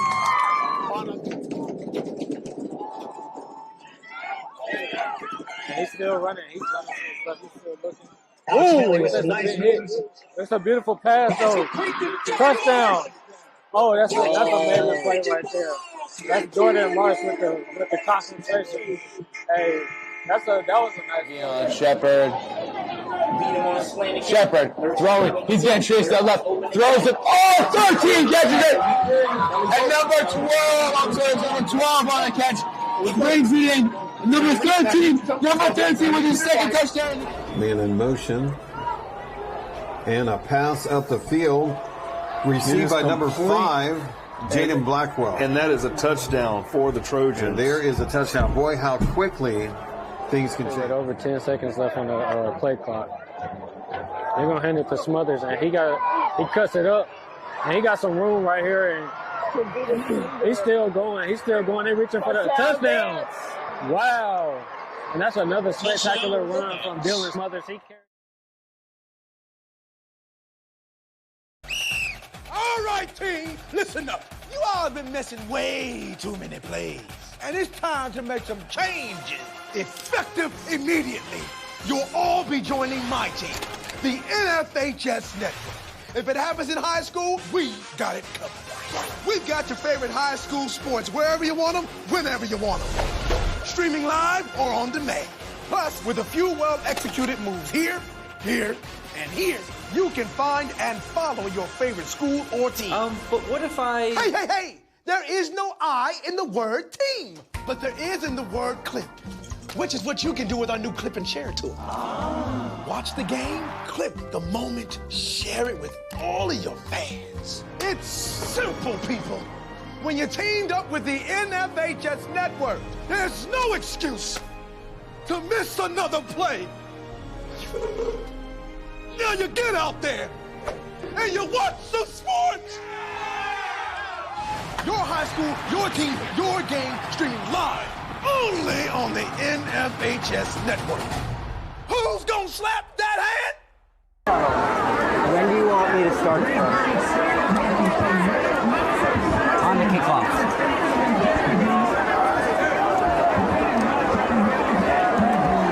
Here we go, second half of football on the D1 Media Pro page on the NFHS Network. My name is Ryan Lowy. I'm joined here with Alex Weiss. We are ready for more football. Alex, a breakdown on that first half. Well, to put it simply, Ryan, it was all Ridge. They have an 18-point lead coming into the second half. They scored 3 touchdowns to Westfield's only field goal. We started off the game with a DD rush touchdown less than 4 minutes into the first quarter. Westfield responded the next drive with a field goal with just over 3.5 minutes remaining in the first quarter. Barisha had a rush touchdown and McCaffrey a passing touchdown. That's how we find ourselves 21-3, the home team in front as we start the second half now. Squib kick down the middle. 4 different Blue Devils, and they're able to find it. Re-enter the Westfield offense.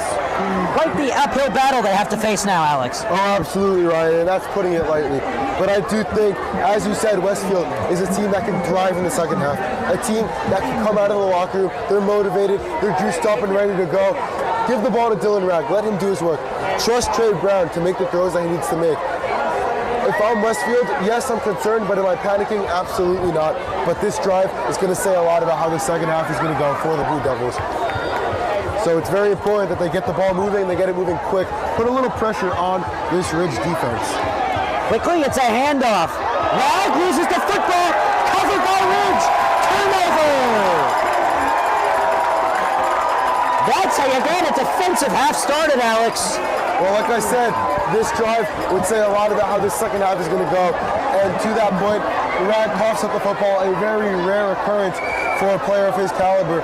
But just like that, Ridge finds themselves in the red zone looking to do damage early on. Only 12 seconds have gone by in this second half between the kickoff and that first play. So Ridge, very early on in this half, looking to do some damage and extend their lead even more. Ridge just outside of the end zone on the 22-yard line. And now their offense will take the field. It's a quick pitch effort. Cutting in, finding space, looking in the ground. He's got space. He's not through. And he's got a first down. What a run. Well, honestly, I thought he would have had 6 there if he had stayed to the outside. Second guessed his speed, tried to come back to the middle. Catches Westfield defenders off guard, but the linebackers were on him and they racked him up just before he was able to punch in. Well, as I said, I own a hedge fund. I have some money to gamble. I would have gambled that one a touchdown off the cut, but not a great decided to cut back in. Yeah.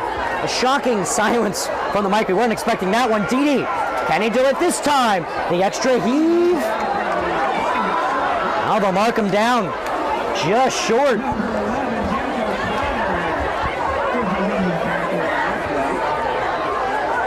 Dede just trying to put Ridge on the board. It's almost like they're starting with the football.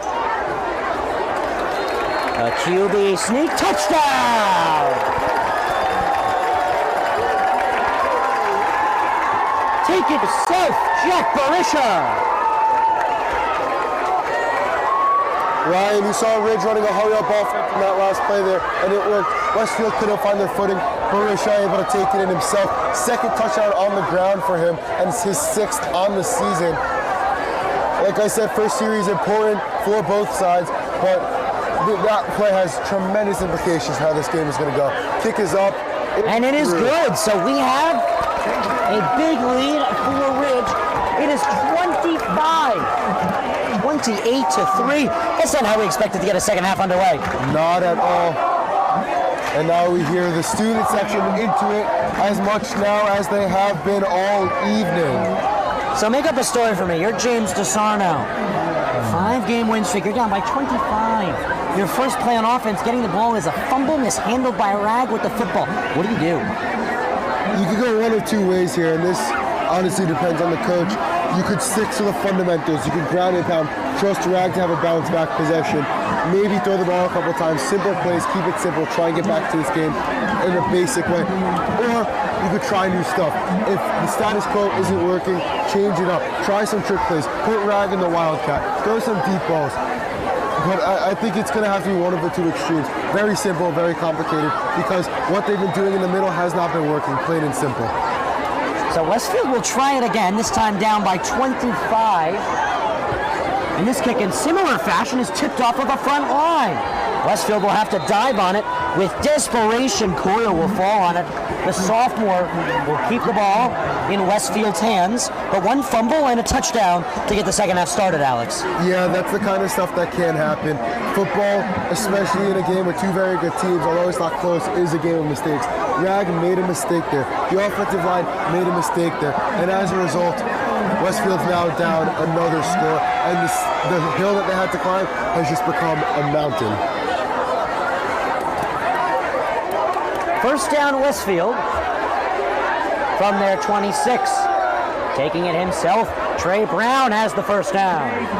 Past the 40-yard line. That's something we haven't seen yet today, Ryan. And as I said, trying new stuff. In a spot like this, you have nothing to lose. Letting Brown take that ball, go for a run. He had Rag as an option. He decided to take himself, which I think helped him to extend that run. Maybe had the Ridge defense on their heels a little bit.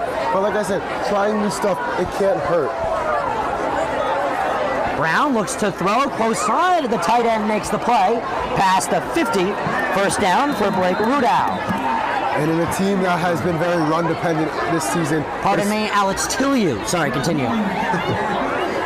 As I was saying, a team has been very run-dependent, as Westfield has been this season, trying new things, throwing the ball. So far, they've gotten almost 30 yards on this possession just in 2 plays because they tried something new with running the ball with Brown. They tried something new with throwing the ball, and they'll do it again here. Look at Brown go! The QB option, he'll keep it himself. He's got a first down.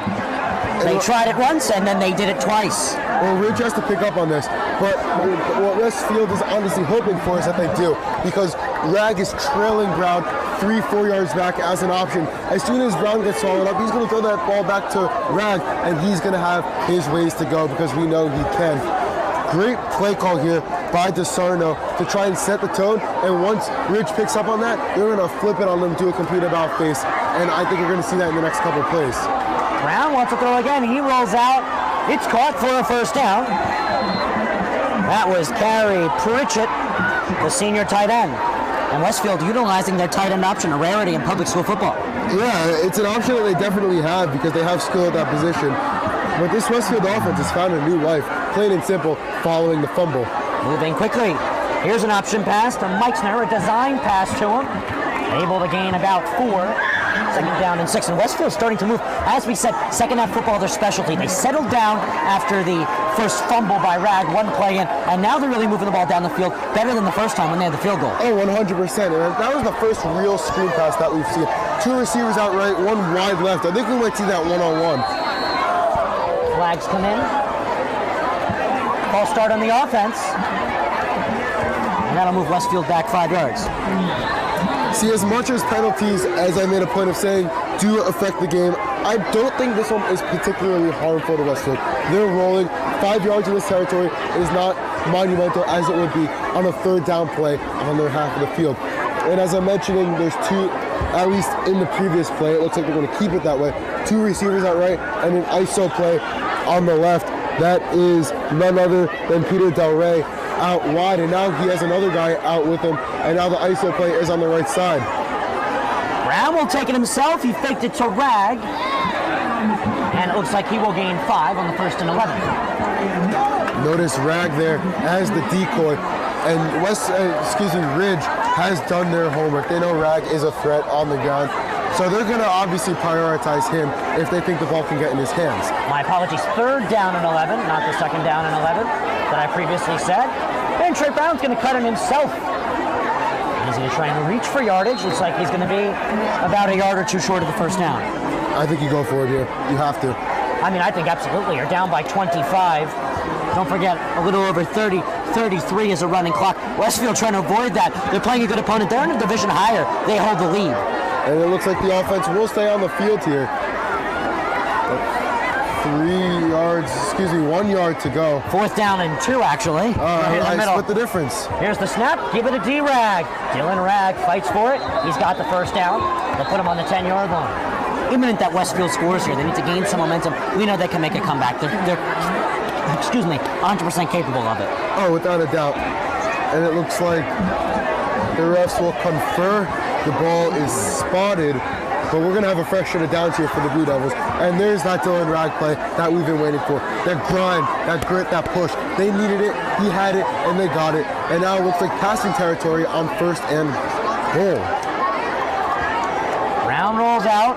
Brown cuts back close side, a little reverse retro action. Brown cuts and he's going to gain yardage. He's at the 5-yard line, or he's hammered down. I really like the patience there from Trey Brown. That's an experienced quarterback. That's a quarterback who knows what his team needs. You could have thrown that ball, rushed it into coverage, and risked throwing an interception that would have made this drive absolutely worthless. But instead, he stays with the ball, puts his body on the line to make a play, and now he cuts the distance to the goal line in half, giving his team and Dylan Rag on this play a chance to to punch in and cut this lead down little by little. That was Greg Henson on the tackle. Quick pitch outside to Rag. Rag cuts in. Rag can hold the line of scrimmage a little in front of the 5-yard line. I count 6 Red Devils in green taking them down. Yeah, I mean, with the way this kid's been playing this year, that's what they need. If you get him one-on-one, forget about it. He'll blow right by you. He'll go up, down, left, right, or he'll go straight through you, Ryan. 3rd down now. Under 5:50 left to play. Quick moving 3rd quarter. Quite the running clock. Yeah, we're already halfway through and it feels like we just got underway. Halftime performance presented to you by the Ridge High School Band.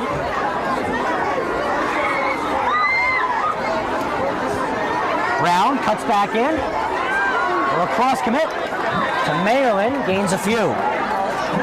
Again, you gotta put 6 on the board here. You have to go for it. The question is, do they give the ball to Rag? My answer, no. As questionable as a move as that might sound like, Rag has had a bit of an off night tonight. Part of that, his O-line, part of that, some miscommunications. I think they run that option. I think they fake it to Rag, let Brown take it up the gut. It's worked many times on this drive already. Why not go for it here? 2 receivers to the right, 1 to the left. Trey Brown rolls out close side. He's going to look to run it himself again. Meets tacklers at the line of scrimmage. Nowhere to go. Turnover. Ridge survives the test on 4th down.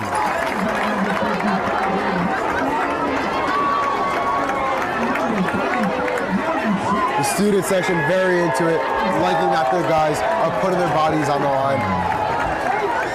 Well, as you said, Westfield had to go for it. They rolled the dice at the 5-yard line. They turned the football over. There's no stopping this Red Devil defense in green. No, they've been a force to be reckoned with. Only a field goal to show through 2.5 quarters. And now the Red Devils, deep in their own territory, will go to work.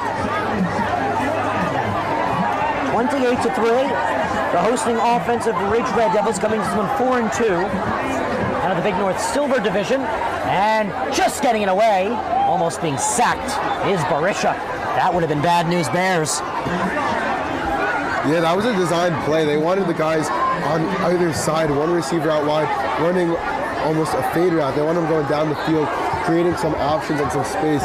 But the pocket just seemed to collapse in that play, and that can't happen in your own end zone. A very, very heads-up play by Barisha to get that ball off, especially in a place where he didn't see any white jerseys. Now 2nd down, again, deep in their own territory. Let's see what the Red Devils have to offer against this Blue Devils defense. 2nd down and 10. Danger zone offense. They're going to hand it off. A little bit of space for Dede. The 175-pound, 5'10" junior doesn't have too much space. No, and I think this is a huge 3rd down.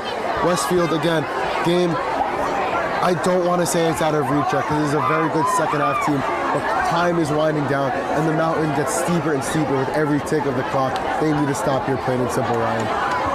Ball's going to be on the ground too. I'm so confident saying that because that's what's worked so far. And they're showing run. I don't think there's any chance that they don't put the ball on the ground here. Quick pitch outside. Cutting in, still on his feet. Taken down at about the 9-yard line is Will Dede. And it looks like Ridge will have no choice but to punt the football over, but they burned key time there and forced a turnover on a big Westfield opportunity. Yeah, not a bad series by any means for the Ridge offense there. Yes, they had a 3-and-out, and yes, they're deep in their own territory, but they chopped off over a minute and a half of game clock. And right now in a game with this kind of score, that's what you got to do. The best way to ensure that you win this game, it's not by running up the score. It's by playing good defense and not giving the other team's offense a chance to put points on the board. Tillieu, the receiver for Westfield, will let it bounce. It takes a Westfield bounce. And it looks like they will get themselves started at the 34-yard line. 3:12 now left to go in the 3rd quarter. Here on the D1 Media Pro page on the NFHS Network. Another good game that is live right now. Warren Hills and Montville not being streamed. Still a very big game. Montville doing an excellent job. Head coach Rick DeBonta calling their squad a corral. Just going back to that pump play briefly, Paul Tillieu, great heads-up play. He was the guy back for Westfield, letting that ball bounce. yes, 5-6 yards might not seem a lot, but when you're in this kind of territory, fighting back, you got to take every inch you can get. Maryland commit Trey Brown wants to throw. He's going to work with another Division I lacrosse commit, Dylan Ragg, and Dylan has nowhere to go. Yeah, I don't love that play by Brown, if I'm going to be honest. Wide receiver screen. Excuse me, running back screen. But it wasn't really a screen. Ragg was the decoy on the play action. And he turned, but again, kind of playing a decoy role. I don't think he was expecting to get that football. His receivers are going through the routes. But whatever the case may be, 2nd and 10, no gain, no loss. Option play, Trey Brown cuts inside. He'll get taken down for about a gain of 2 on 3rd down. Flag is down, Ryan. Not sure what the call might be here. Gonna assume it has to be a holding on the offense. And it is a hold on the offense. That'll push him back 10 yards. They'll redo 2nd down. That hurts. They had potential to reach field goal range, and yes, 3 points might not seem like a lot when you're down 25, but it's something, Ryan. And now that penalty, as I said, it just hurts them. Repeat 2nd down. Today's game is sanctioned by the New Jersey State Interscholastic Athletic Association here in Week 7. Season shortened for public schools from 9 weeks of football to 8 weeks. Playoffs starting 1 week earlier. However, there is a benefit. We will move to true state champions instead of North and South champions for each public school bracket. Down the field, Brown throws. This one is complete. Key yardage there for Del Rey. They're still short of the line to gain 3rd down and about medium. Well, that was a great route by Del Rey. He kind of ran upfield, curled back, and by then Brown was ready to hit him. Great play by Brown as well to look at his receivers, know his options, and hit his mark. That's the kind of stuff, as I mentioned, fundamentals are so important in a situation like this.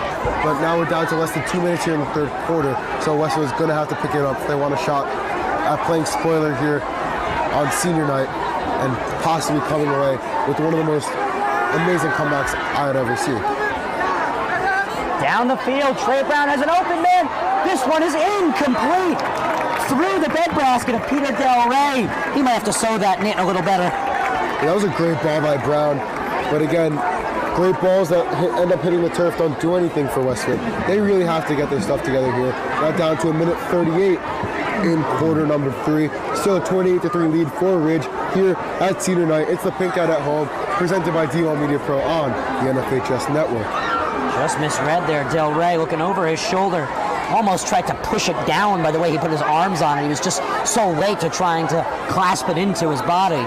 Well, it was a misread, but it was also really good coverage by the secondary there. It was recovery coverage, yes, to say the least. This was a very nice route by Peter Del Rey, the 6'1" athlete. Down the field, this one is intercepted! Picked off by Alan Miner. Popping a balloon. Wow, turnover. And Miner, as I mentioned, my player to watch prior to the game, the reigning BCC player of the week, and that's why he jumps on those balls. He gets his hand on them, and he can bring him down with him. 3 interceptions last week, adds 1 to the tally. Now 7 on the season for Miner. That's an interception per game, right? There are not very many people in the sport of football that can maintain a pace like that, especially playing against as good teams as he is. And the student section getting into it. A little rowdy here. Well, they're saying goodbye to the Blue Devils. As you can see, a little bit of Dubfield Nation is departing. It's quite hard to make a comeback when you're down by this much, and you don't have the football with 90 seconds left to go in the 3rd quarter. It's that 2 turnovers in the 3rd quarter here for Westfield. Dede, look at him push. Looks like he is going to be at the line again. You have to move the chains over. 82 seconds. Just 8 points needed to run that clock through.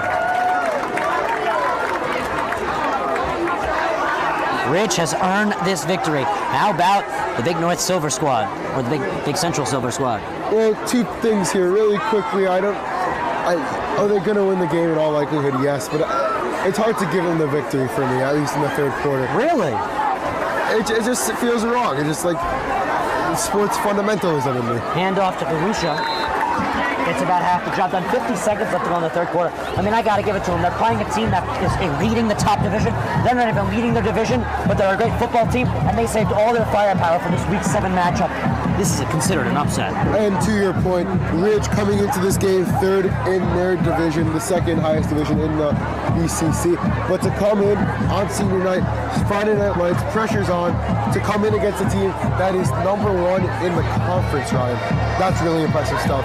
And credit to the Green Red Devils for putting on a show tonight. Friday Night Lights, pink out. Tremendous effort by them. Olivo still on his feet, first down to the 44. And it looks like that will run out the third quarter clock after the chains move. You have no complaining to do with your Ridge. You knew Westfield was going to come powering through in the second half. They've done it all season. Unable to succeed on fourth down. Turnover. They kept Westfield shut out after Westfield maintaining possession through almost the quarter's entirety, Alex. I honestly, Ryan, I'm shocked by the outcomes thus far of the game. Westfield, the favorites, obviously leading the conference in a higher division than Ridge. However, Ridge is playing spoiler tonight on their own home turf. Their defense, Ryan, for me, has been the difference maker in this kind of game. Westfield is a team that routinely puts up 4 or 5 touchdowns. Ryan, they haven't scored since the first quarter. Only a field goal to show for their efforts. Credit to the offense as well, specifically quarterback Jack Barisha. He's eclipsed the 1,000-yard mark. He's now at 6 touchdowns on the ground this season, in addition to 6 passing. Tremendous effort for the senior on senior night. And as good of an effort as this is by the Red Devils, the Blue Devils, I think their struggles are going to end up being the main takeaway from this game. Because as good as Ridge is playing, Westfield needs to play better, and they haven't. They haven't been able to score. Their ball movement has been subpar, and that's, for me, the biggest takeaway and the biggest concern for Westfield heading into next week. Famous sports saying, the other team didn't beat us, we beat ourselves. Yep. They're playing against 2 teams out there. They're playing against a team in green. They're playing against a team in white. But their name is red. Ryan, now you're just confusing me. Sorry. But to that point, you can't win a football game when you're playing against 12 or 22 handoff, Galusha guys. gains about 4 yards. That was Galusha on the handoff, Alex. As I was saying, sorry to cut you off there, but you can't win a football game when you're playing against 22 guys. It's hard enough when there's 11 guys trying to get the ball out of your hands, trying to put your quarterback on the ground. But when there's 22 guys in an effort to stop you from winning, there's no chance, Ryan. There's no chance.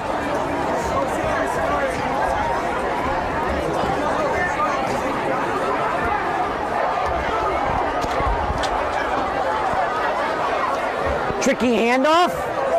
Past the 50-yard line goes Ridge.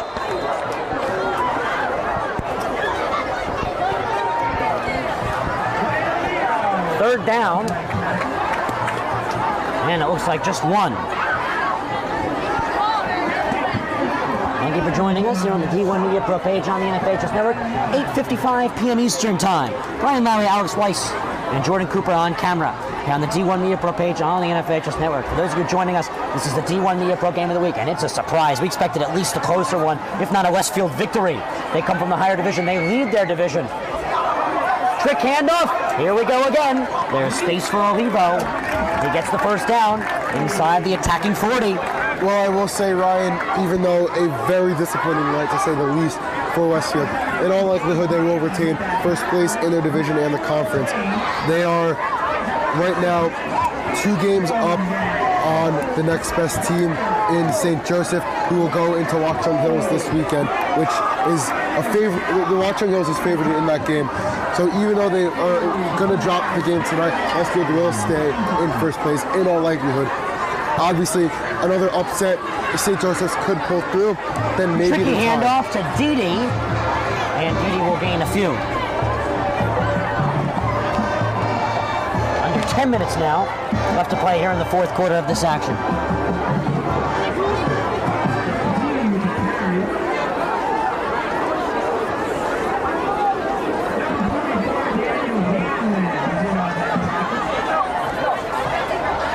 Second down now, and 4.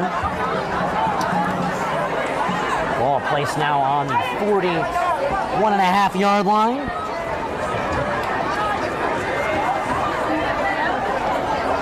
Again with the tricky handoffs. Not that much space.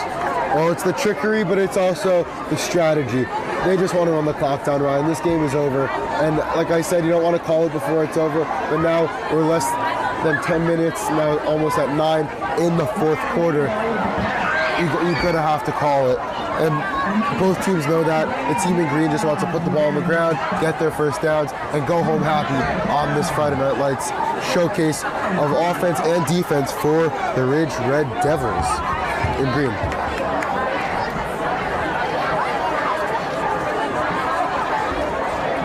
Looking to throw, and an option for McCaffrey. Captain McCaffrey tailed down to the 21. Likely a horse collar or a face mask attack 15 on to the 21-yard line. Put him at the 6-yard line likely, Alex. Yeah, at this point in the game, the game's already pretty much out of your reach. Penalties like that, there's no reason for it. There needs to be discipline at every stage of the game. It doesn't matter if it's a blowout, a close game, first quarter, fourth quarter. And the best teams have discipline. And right now, Westfield is not playing like one of the best teams. And that's just one of the small things that kind of embodies how tonight's been going.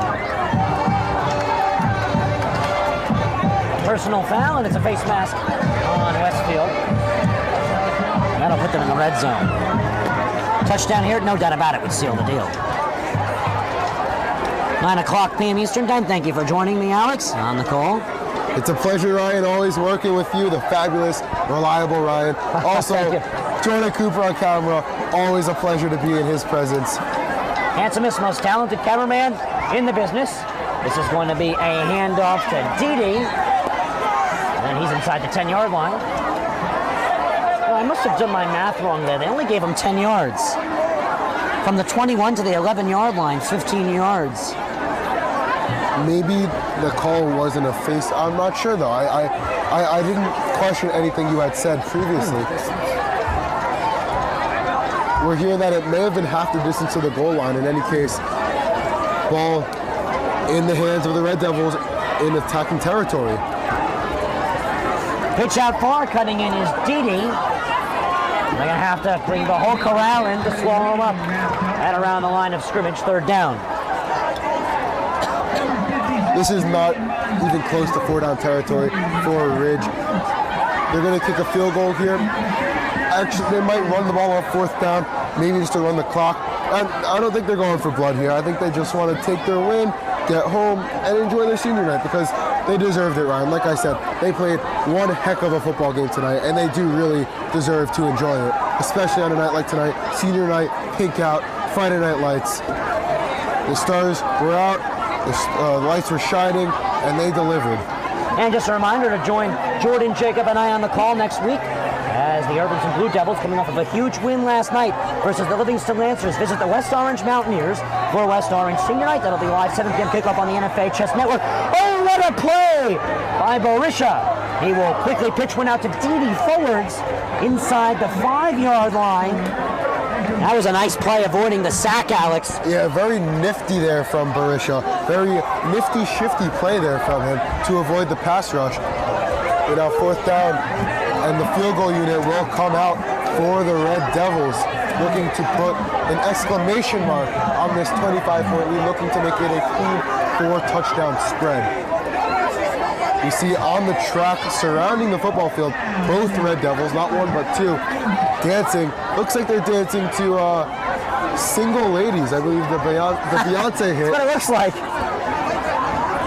Unfortunately, we can't show that for you on camera, but they're quite talented, Alex. Yeah. We should probably focus back on the game. Goodmanson. And he puts more points on the board. The first points of the half, and it just continues to secure the deal for Ridge. Top of the hour, 9:01 p.m. Eastern Time. Station identification on the NFHS Network. He's going to take it himself for a championship. A double play wins it from Frazier. Turn it to the end zone. What a catch. Micaiah touchdown. Volusia wins it. The championship.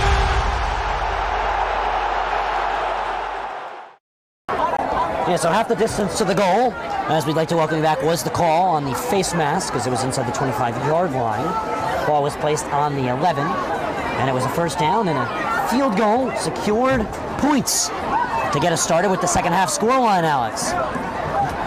So we're at a 20-point spread now. Let's see how we got there. First quarter, we saw a touchdown by Ridge, followed by a Westfield field goal. Second quarter, Ridge, 2 touchdowns, 21-3 at the half. In the third quarter, we saw a QB sneak by Barisha with a little under 11 minutes to go in that quarter, and now a field goal, tally them up, 31 Ridge, 3 Westfield, as we are now more than halfway through this fourth quarter. That kick has just been trouble for Westfield the entire game, picked up by Paul Chero at the 31-yard line. That was the first field goal of the half. We saw a touchdown earlier. That's the score line for the second half of action.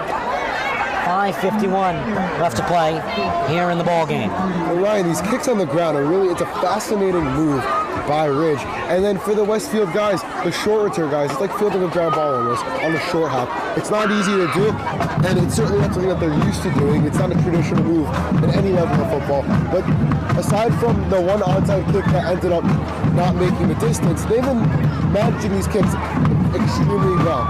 And I think that's one upside is the special teams for Westfield today. Throw option for Trey Brown. He works out to Peter Meichner. Gains 4. Second down, 6. 5:40 left to play here in the fourth quarter. Well, credit to Brown. Despite the 4 touchdown deficit, he's still going through his progressions. Looked at Rag there, saw it wasn't open, went to the other side of the field. That's a good play by a quarterback on a team who had a very unsuccessful evening tonight. Why not throw it again, Trey Brown? And the pass just a little bit too strong for Del Rey. Hopped up, got a hand on it. Yeah, and the secondary was right there. I believe that would have been Patrick McCaffrey, the captain, plays both sides of the ball. He was right there ready to swat that ball away. 5:17 now in the final quarter of football. Some substitutions from the home sideline. Some applause as well. The student section starting to weaken out a little bit, but it was a nice, strong, firm crowd to begin the game. Oh, 100%, and the crowd was very into it. And now in a blowout, obviously, the students saw what they needed to see. They can go home to enjoy the rest of their Friday nights. But big show off for them. Quick option to Rag, and Rag was fiddling with it and couldn't hold on to it. It's just been that kind of night. Yeah, and everyone has them, even the best of players. The Tom Brady's of the NFL, the LeBron James of the NBA, they have their off nights, and Rag has one. Unfortunately, an untimely night for that kind of performance as the team needed him tonight. But you can't blame this loss on Rag. You can't blame this loss on Brown. You can't blame it on any one particular player. It's a team effort. It's a team game. We saw that tonight as Rag drops back to punt. So Westfield will send it away. DeSarno sees the need to put the defense back on the field. Great punt. And to return there, leaving it be, was Ryan Olivo. Tremendous bounce off the foot of Rag.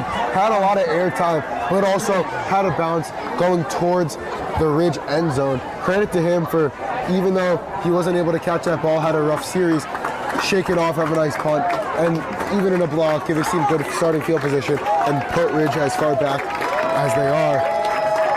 And now the applause from the Ridge fans, seniors getting onto the field on senior night. And rightfully so, Ryan. This is a night they should be able to enjoy, especially in a blowout. But regardless of the score, this night is about the seniors. They should be able to celebrate and enjoy their football and academic careers.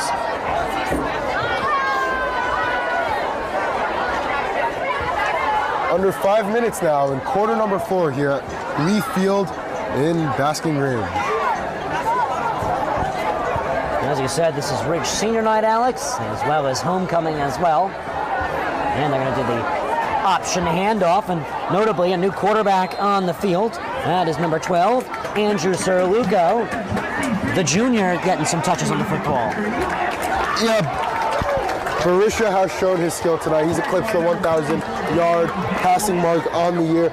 2 touchdowns on the ground for him to bring his season total to 12 in 7 games. No reason to keep him in the game. Keep him healthy, keep him ready to go for next week. Yeah, the next stride that Ridge has coming up is the Union Farmers. And for Westfield, they'll have their final home game of the season to wrap up the regular season, excluding Thanksgiving. They will take on Hillsborough. 4:15 in a running clock. Getting ready to wrap things up here at Lee Field, Basking Ridge, Bernards Township, New Jersey, here in Somerset County. Getting everyone touches on the football. This one, Aiden Steigiltz, the sophomore, class of 2025. Implements, the band and the cheerleaders performing, and everyone who stayed till the final whistle into it, Alex. Now tell me, what's your big takeaway out of this game? Who is the player of the game for Ridge? Can I give you two, Ryan? I don't see why not. There's no rule book for a player of the game, is there? Well, I gotta go with McCaffrey from Ridge. He was outstanding on both sides of the ball. He had a very, very impressive 40-plus yard touchdown reception back in the second quarter. And I think he deserves the recognition. Also on defense, he was locked down, putting the receivers that he was covering in no man's land. Also, obviously, the quarterback, senior on senior night, Jack Barisha, was fantastic. 2 rushing touchdowns, eclipsed the 1,000-yard passing mark, as I mentioned moments ago. The two of them combined for an outstanding performance and an outstanding win for Ridge on Friday night. Lights. Now 3 minutes left to go in this game as Ridge back to punt. But those are my 2 players of the game, 2 very deserving candidates for my choice. Westfield will get another offensive try on the football. Down by 28. Long wait for the snap, just trying to run as much clock as possible. Give the defense an easier, more comfortable time on the field. Snap is good, the punt is high. This is another great punt. It is under the lights, and a fair catch called and just handled in front of the 40-yard line by number 22. That is going to be Paul Tillieu, the 5'10 senior. So we're going to put the offense back on the field for Westfield.